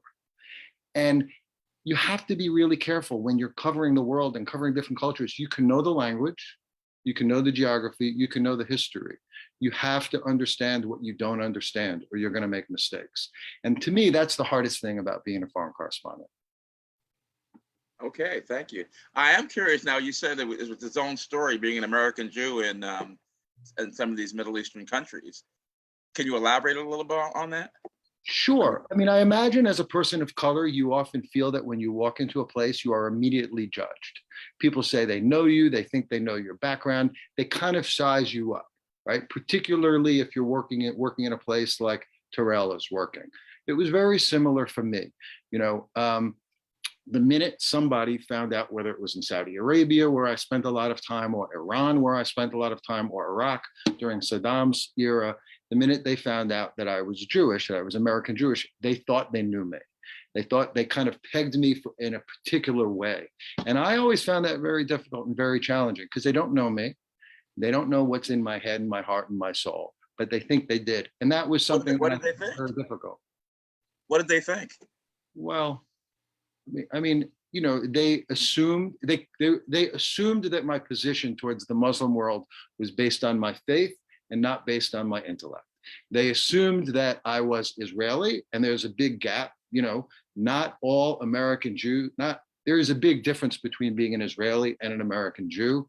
They thought they knew me. And even for people who weren't anti-Semitic, they thought they knew me. You know, they kind of figured I was part of a community. I'm a journalist, that's my tribe. That's kind of how I identify, it's how I roll.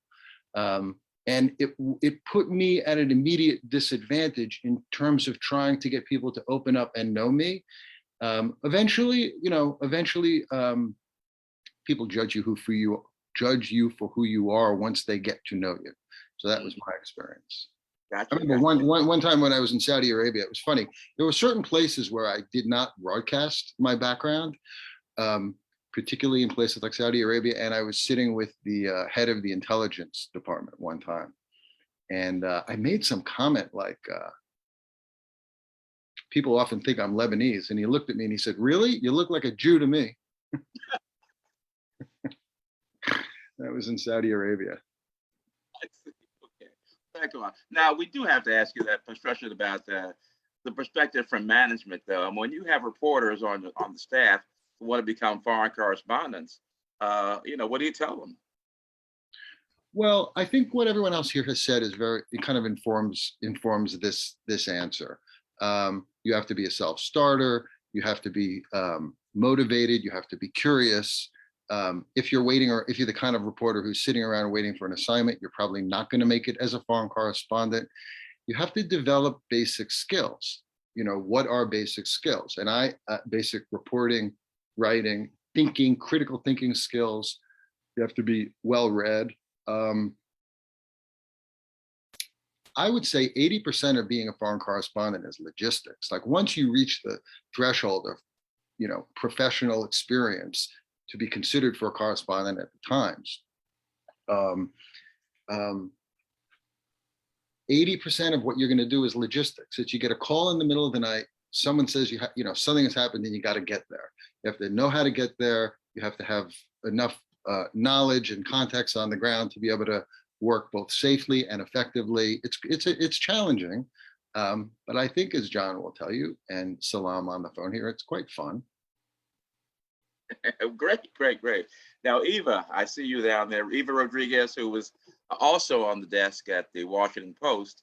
Do you share everything that Michael says, or is there something else to add? First of all, I'm still blown away by Terrell. Okay. I'm still there. But no, I agree with everything Michael said. And just by way of context here, I was deputy foreign editor for the Post for the last 3.5 years in my 14-year career with them.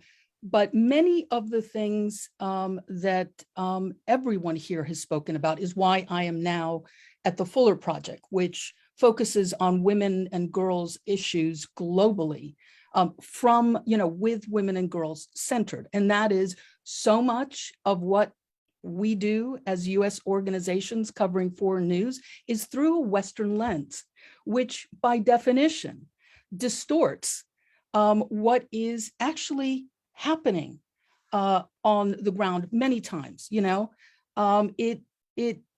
does not always reflect the real experiences of groups in those countries, and particularly women and women of color, who are often underrepresented in the news, not quoted as experts in that. And so I do think that we need to also think as foreign correspondents about those stories that are not necessarily at the top of our list for our editors, right? We need to be the ones also channeling back, hey, I see this happening. As Terrell said, his life experiences very much, and I think for the greater good, affect those stories he chooses to tell that others may not even see. All right, that's why diversity matters. And, look, in my experience with big organizations, I used to work at the Times, I worked at the Journal, the Wall Street Journal as well, is that because, and I think Damaso said this, because these positions are so coveted, they are used very often and understandably in many situations as rewards for people who have done a good job climbing the ladder, right? In other words, playing within the rules of the institution. I am not someone who throws, Molotov cocktails. I believe in the ethics and foundations and the importance of our journalism traditions. At the same time, we still tend to reward that which reflects the past, not that which, sees a future, sees a story that has not been a priority in the past. I've also seen too many examples of where, especially women and journalists of color are brought into institutions, and yay, that is a win. But as soon as you get there, you are now, the things that were so appealing about you, your skills, your smarts, your ability to see different stories, to connect on a real level with many different people, are now sometimes banged out of you because you need to fit into this square, and so I would say to anyone who is interested in becoming a foreign correspondent, and I would hope, lots of people are, I would say, reflecting what Michael said, have like the strongest basic set of journalism tools that serve you well, whether you're writing about economics, sports, arts, or what have you. But also cling fiercely to that which, makes you such an important voice in this space, and that is your abilities and your experiences in raising new stories, new angles, new voices that need and deserve to be heard. So I'll just stop there. Okay. I was interested in what you said about, it gets beaten out of you, your uniqueness. So I wonder if that has, there aren't many foreign correspondents of color at the Post, if any, actually. You think that's the reason? No, I don't. And I did not mean to speak about the Post. That was not a criticism. No, I wasn't thinking it that way. This is my experience in a 30-year career. I see it happen all the time, all the time. We love that you speak Spanish. We love that you're from Miami. We love that. Now do this way, the way we've done it for the past 50 years. Why? As long as we are on the same foundation of values and, truth telling and all of that, we should have more flexibility. Look, it's tough. And in my 3.5 years as deputy foreign editor, it was really important institutionally to make sure that we have a pipeline of talented journalists who also happen to be journalists of color. And the institution is getting better at that, but it ain't there yet, but my former colleagues are trying. But I think this goes back to also, who are your contacts? Who are your networks? Who are you, calling at another, news organization to say, hey, we'd like to pick off, your best people. Are we making sure that that is really a reflection of your best people? Or is it just a reflection of people who reflect those in power already? I think every institution needs to do a much better job of making sure that we are reaching out and really being inclusive, not just checking off a box. Right. Okay. I'll point out that yesterday's front page of the Post did have a story by Hannah Alam, who is a national security security reporter who was on a 1-month stay in Ukraine. So she had a front page story from Ukraine, and she may, if she gets a chance, check in with us now. But that was that's the first person of color I've seen from Ukraine in the Post. So there is a little bit of progress there. I want to go to Latin America now and see if Rosenthal can talk a little bit about from University of Texas. One of the things he does is run the Latin American Journalism Review. And I wondered whether there are things that he sees in the coverage of Latin America that are missing in the mainstream media that should be there. Oh, thank you. I was not expecting to talk now, but anyway, I first of all, let me tell you that I came here 26 years ago when I was an executive editor in Rio de Janeiro, because in a very competitive way to become the first night chair in international journalism here, with the idea of creating a class on foreign correspondence. I noticed that there was no class that was focusing on that, and that class now is called Reporting Latin America. So what we do in that class is exactly examining the how foreign correspondents work in that particular region, and we do some reporting remotely on that. And with the Knight Center for Journalism in the Americas, we have the Latam Journalism Review that you mentioned. We don't cover specifically the work of the foreign correspondents in the region in that magazine, but we do in our class. And I think the most important story that is not being covered enough here is the gross threat of against democracy in the region, right? I mean, we have been spending our lives looking at Latin America only what the place of military coups, etc. And now you have Bolsonaro in Brazil, and who is covered more, but we have the case of Central America now that is brutal. I mean, the case of Nicaragua, for example, what is happening on journalism there, and how it is not possible to cover even when the American press want to cover, but all journalists, 7 opposition candidates that were about to become candidates are in jail now or in house arrest.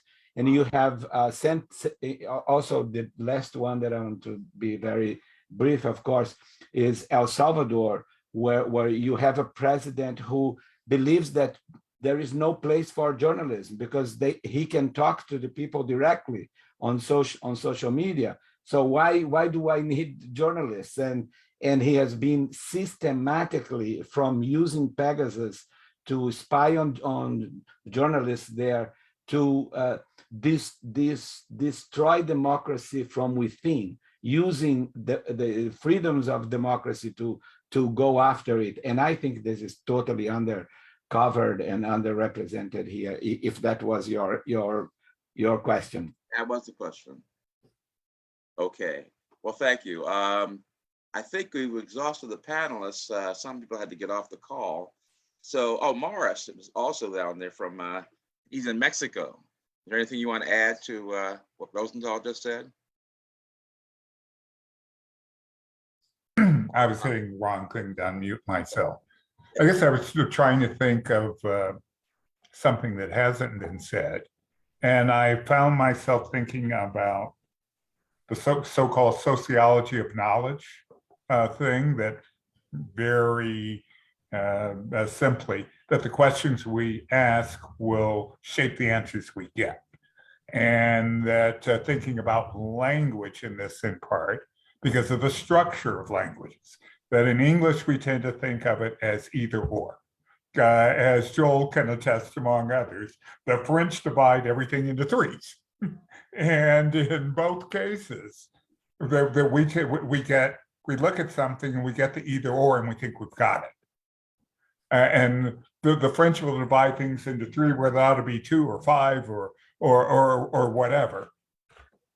And I think this points to one of the importances of diversity, that our life experiences, our professional experiences, whatever, that it makes it easier, more natural to try to step around looking at whatever it is you're doing, to try to get to get more voices of what this thing is and how it is to be understood. And I guess another thing that in being a foreign correspondent, I mean, as US folk, we don't know our own history, much less anyone else's, and tend not to get how many places in the world and languages and cultures and whatnot, the past is very much part of the present. And so that it just as well as quantifying that thing, having started as a business reporter, want to know how much of it is it, how has it changed over time, but things like, okay, well, where did this thing come from, and how do people feel connected to it?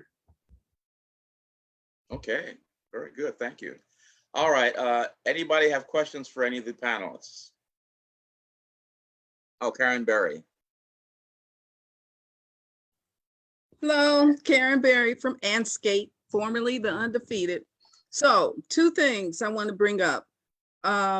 Bit of a rant. I remember as a much younger journalist being in the NABJ panel on foreign correspondence in the 1980s. Direct question to Abe Rosenthal at the time was, why don't you have any Black foreign correspondents? And he paused and said, I don't know. And when he went back to the Times, suddenly there was a Black correspondent. So they can do, they promoted someone to that foreign correspondent position. So I'm saying that to say editors can do what they want to do whenever they want to. The people are there. And secondly, I love what Eva said, very enlightening, because she's pointing out the fact that they want to promote the people, number one, that they like, the ones that are so-called well-respected, who've gone through the system. And then that's when you have reporting, as Morris just referred to, no knowledge of history, people parachuting into Ukraine and acting like there was no invasion from World War II. And you have people acting like this never happened before. You know, that's lousy, lazy reporting. You haven't even, heck, even I know about World War II and that there were invasions of Europe. So displaced persons. So bit of a rant, but I just want to point out that this is an old conversation, and you know, it's kind of sad that we're still talking about diversity in I don't know what we were calling it back then, but it's the same idea that, oh, why are we in this situation here? And thankfully, and I don't want to say that I'm not acknowledging that there have been Black foreign correspondents along the way, obviously, but the fact that we're having a conversation that says we need diversity is just kind of like pitiful. In light of the direct question that the editor of the Times was asked in 1980, umpty-ump, and we're still asking. I hear that. So, okay, Peter Eisner, and then Dake wants to say something again. Peter. Hi, folks. I think I had to say something, and I don't think that our dear departed friend Les Payne would mind if I just speak for him. He was my mentor at Newsday, and I became foreign editor under him, and Morris Thompson was one of my colleagues. And as Richard was later my colleague. Les believed that first of all, you had to have executives who were Black to be there to also provide the kind of perspective that people have spoken about today. And part of that perspective is providing diversity at all levels of the media outlet that you're at. And Nate Les promoted that through his entire life, starting out by being a foreign correspondent himself, and of course winning one Pulitzer and having one robbed away from him. And what he did was step by step change the mindset of the place he was operating and forcing the diversity where it could not be denied. And the lesson for everyone around him resonates in journalism. It certainly resonated at Newsday, resonates at the New York Times, where people like Michael Slackman worked under him, and so many other places. So it takes small steps and small breakthroughs. And I just have to just say that Morris and I worked at a very proud place at a proud moment at Newsday where Les was making those kind of things happen. And I think he went beyond that and helped change the diversity dynamic somewhat. Hear, hear. Okay, thank you, Peter. Now, Dave Kang wanted to say something else. Oh, there you are. Okay. Hi. Speak, Hey. speak. Thank you, thank you. I just wanted to add one thing, and I think this is pretty specific to China, but I suspect it's more broadly applicable, which is that one of the big issues is the use of local staff. I feel like right now there's almost a two-tiered system in the world of foreign correspondence, where local staff, fixtures, stringers, whatever you want to call them, are basically treated like second or third class citizens. They're paid a lot less. In China, they're not allowed to get bylines, and unfortunately, that's actually a government law. Not much news organizations can do about it, but I do think that news organizations can do a lot more in terms of giving local hires the opportunities to move abroad. These laws don't affect, there's no reason why a Chinese national can't be reporting, anywhere else in the world, right? They don't have to be stuck in China, earning a fourth or a fifth of what, an American makes. And yet that's often what's happening. And I wouldn't be surprised if this is happening in other parts of the world as well. I just happen to know China, but, I really think that this is a major issue. So I just wanted to also put that out there. It is. Okay, you had a lot of questions about racism in China. You piqued people's interest. You want to expand on that a little bit? I don't even know where to begin. But I think I like to describe China as being people. It's funny. People in China think that America is a very racist country. Because there's a lot of state media coverage about when the George Floyd protests were going on and police shootings. And these are, don't get me wrong, these are all really important issues, but the whole point of the state media coverage is to portray America as being uniquely racist in a way that, of course, China is not racist, right? But of course there is racism, right?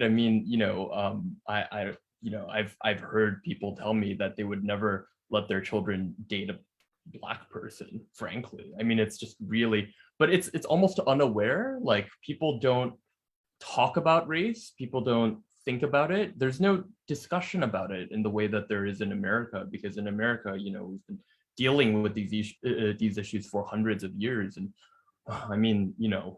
progress has been slow and unsteady, and sometimes it goes backwards and sometimes it goes forwards, but at least there's a discussion. Whereas, this is not just China, this is all of East Asia, Japan, Korea. These are really homogenous countries, and I think there's just not even an awareness of what it's like to be someone of a different race. And so it's almost unthinking. People don't even realize that this is racism. And that's basically it in a nutshell. There's a long way to go. There's not even really a discussion about it.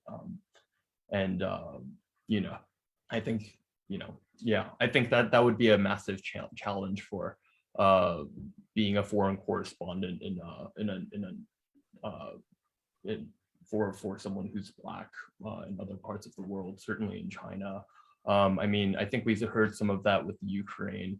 And, you know, there's certainly ways of getting around that as well. And it's not like, you know, everyone is racist, but it is a major issue, I think.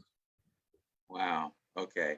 One more thing about Ukraine, and that is that you think that there's been enough coverage of the Chinese role in the whole Ukraine conflict?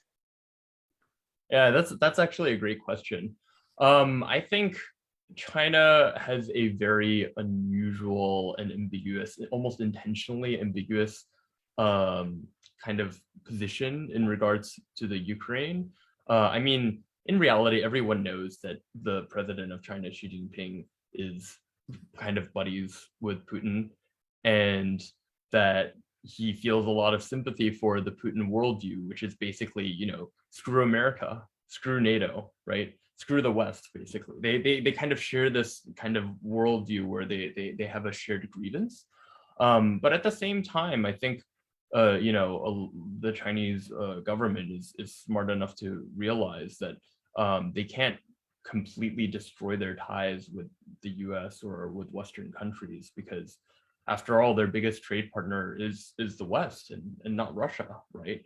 And so they kind of have to do this weird thing. And then another complicated factor is there's this whole thing about non-interventionism. You know, they're supposed to respect everyone's national sovereignty.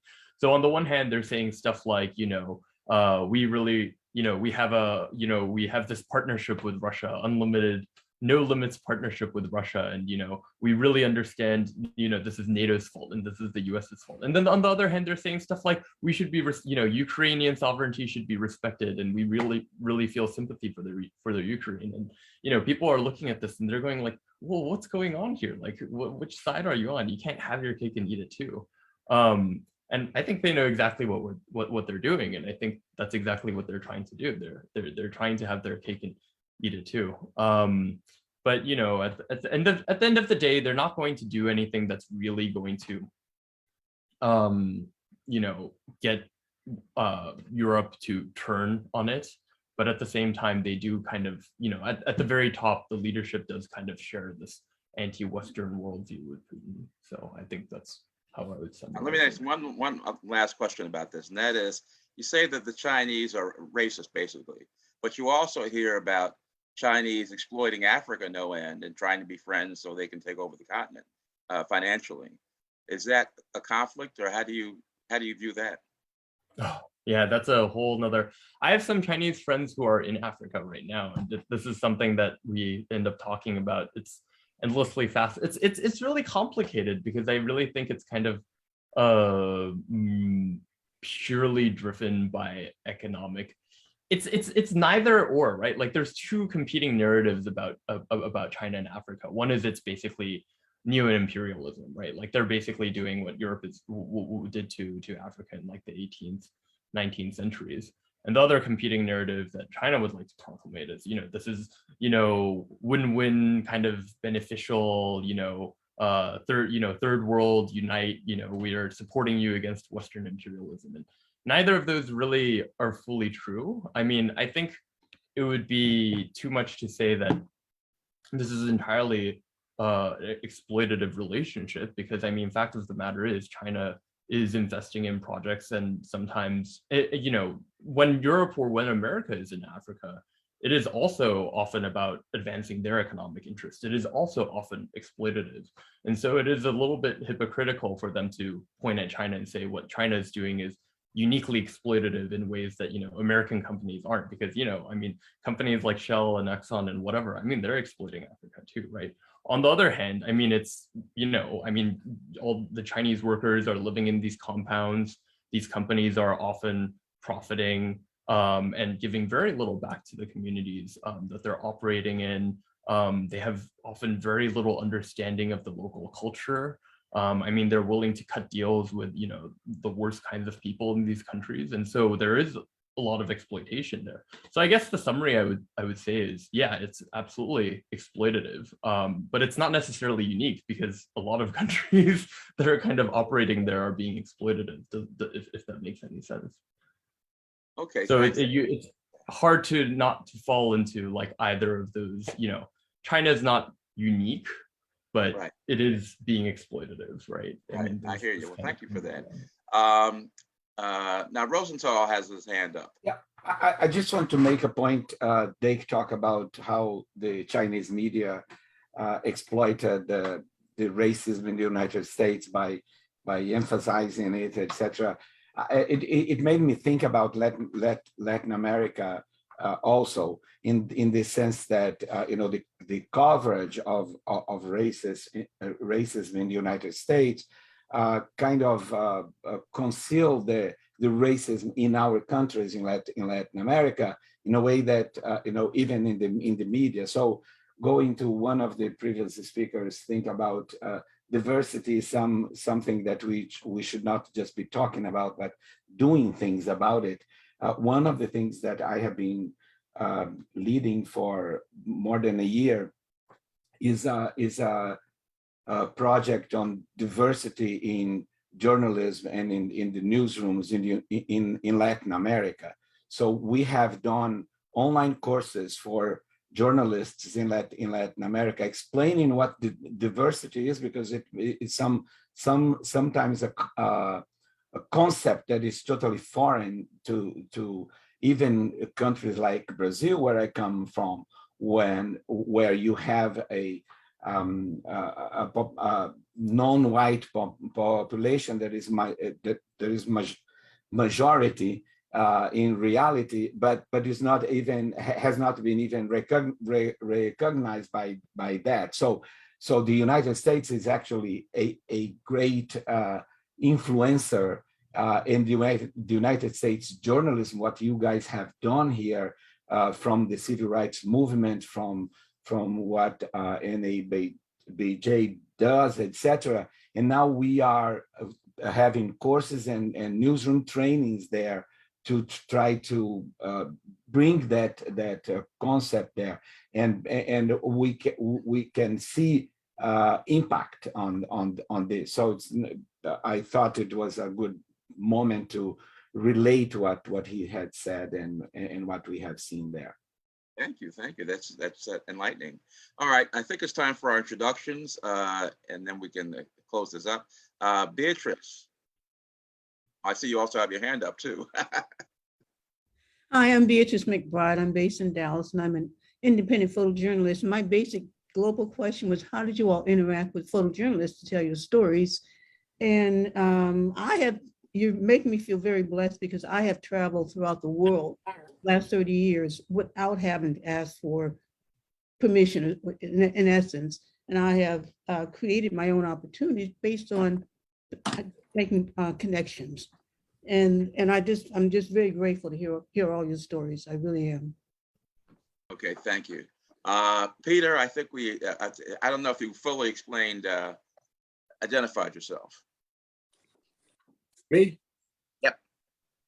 I'm Peter Eisner. I was once the foreign editor of Newsday, later also a deputy foreign editor at the Washington Post. And among other things, at the moment, I'm a contributing editor to an investigative online service called Spy Talk, which talks about intelligence and security issues. So I haven't been in a newsroom. Well, actually, I'm also I just heard this downstairs. That was so hard. I'm also an adjunct professor at Medill, teaching graduate students. So okay, I didn't know that. All right, Karen, you've introduced yourself. Rosenthal, Eva, Chevry, where are you? Are you still there? Yes, I'm here. He's our producer for this webcast. Tell us Hi. who you are, Chevry. Hi, everyone. I'm Chevry Lassiter. I work at the Washington Informer. I am the producer for Denise's Win TV program that broadcasts every Friday at noon. I'm also the photo editor for the Washington Informer. Great to see you. Great to be here. All right, Sharon Farmer, our photographer. Southeast. Come 24 hours ago, I was inducted into my Anacostia High School Hall of Fame. Yay, congratulations. Makes good. Thank you. Okay. John Watson. Hi, I'm a professor of journalism at American University, 21-year newspaper reporter and editor for the Newhouse papers. I teach undergraduates, master's degree students, and PhD students at American University, and proud to be a partner with this program. All right, here, here. Joe Dreyfus.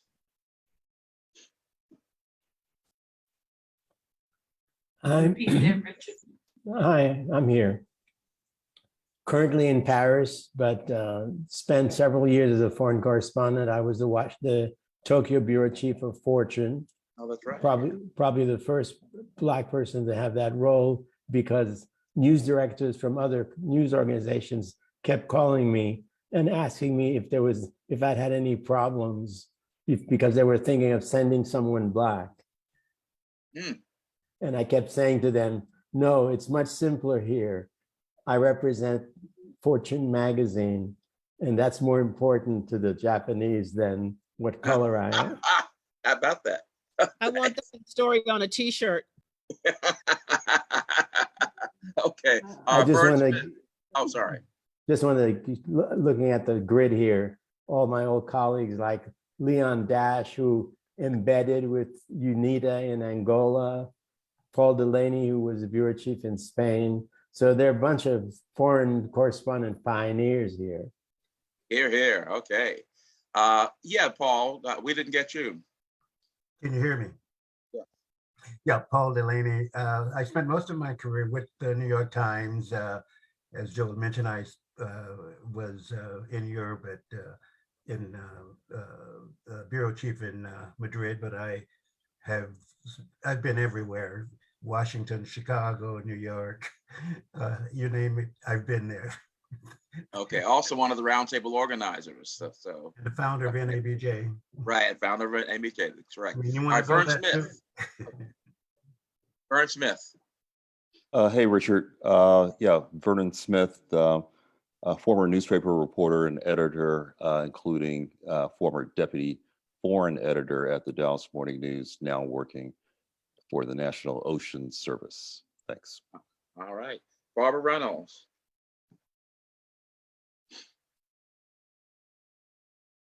Oh, unmute, please. Been in journalism 60 years, worked at Ebony, Encore. I directed the op-ed page for USA Today for 13 years, a columnist, a professor at FAMU, Shenandoah University, Howard University, and author of 8 books. The most recognized one was The Memoirs of Coretta Scott King, and love to be on this panel, watch everything. I enjoyed this so much. All right, very good. Darren Snyder.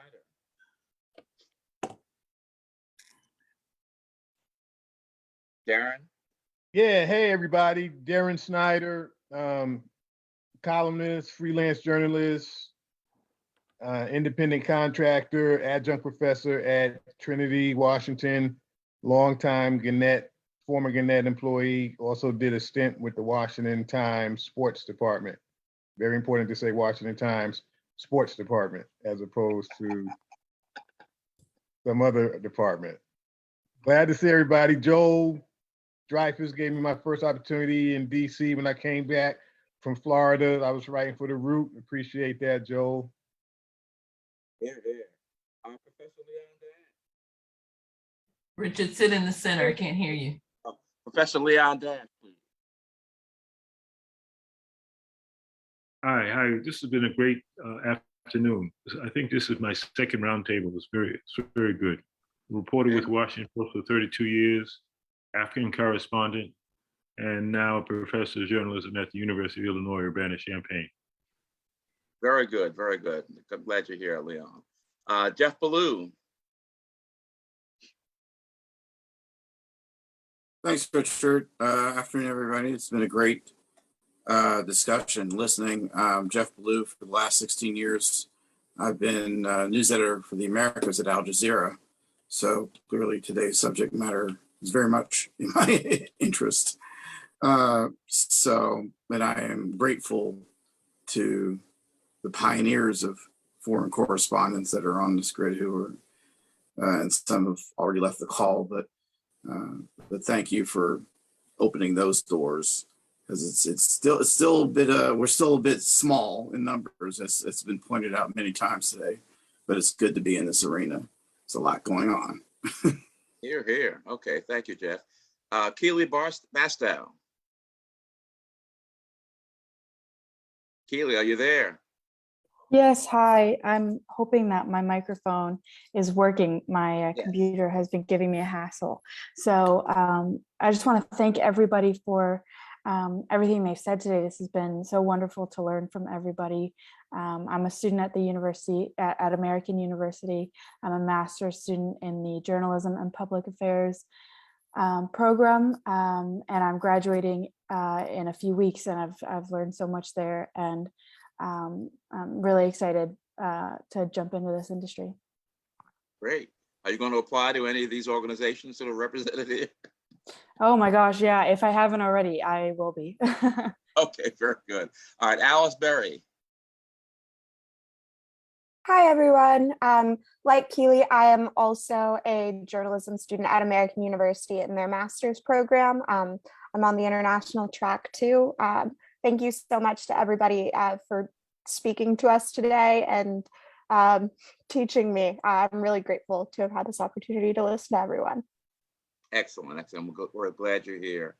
Rochelle, I don't think you fully introduced yourself this time.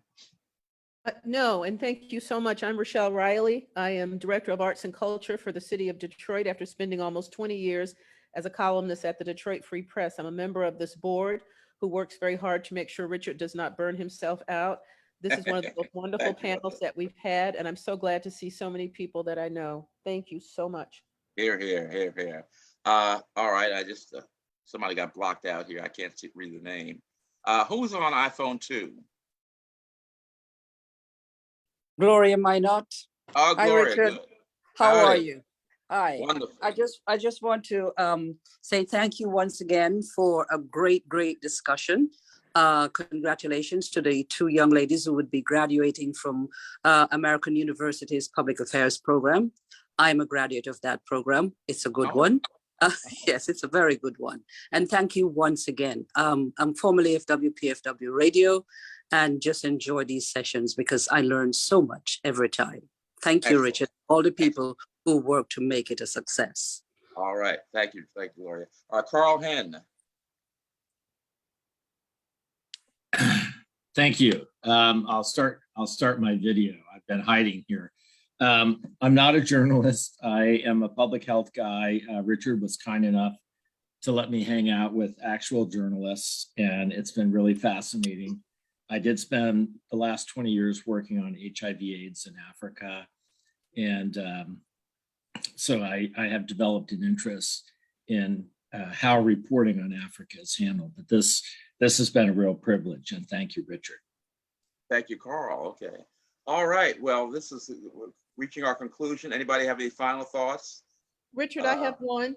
Yes. Michelle, I don't want us to hang up without my paying just great respect and deference to Barbara Reynolds, the Dean of Black Women Journalists, who has helped so many people and allowed so much and been such a beacon.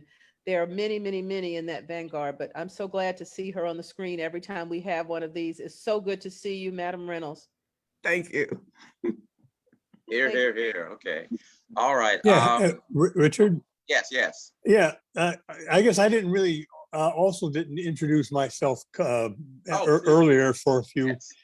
And I'm Joe Ritchie, and I spent a long career mostly as an editor of Washington Post. I was a national and foreign editor at the Detroit Free Press.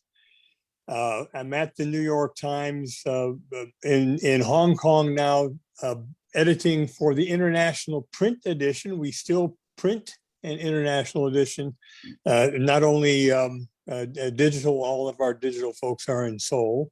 And in between all of that, I spent 21 years as a night chair in journalism, like my colleague Rosenthal. Good to see you, Rosie. at Florida A&M University, one of the great HBCUs in America with an outstanding journalism program. Excellent. Okay, glad you could make it across the time zones. All right. Well, thank you, everybody. We will have a printout of the chat made, and everybody who's on the call will get that. And enjoy the rest of your. Oh, wait a minute! Before we leave, there's one thing I wanted to say, and that is I was talking with the or exchanging emails with let's see, with Kathleen. Oh my gosh, she's drawing a blank. Anyway, she's the board chair now of the Committee to Protect Journalists, and she wanted everybody to know that even though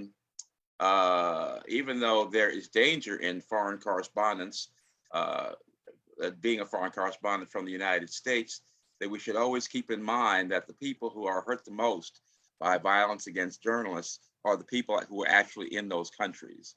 And that the CPJ is keeping track of that, and I will put a link in the chat so that people who are interested in that can have that knowledge. All right. Well, thank you, everybody. I hope to see most of you next month, and thanks again. Thank you, Richard. Great job, Thank Richard. you. Great Thank job. you, Richard. Great job, Richard. Excellent, excellent panel. Okay.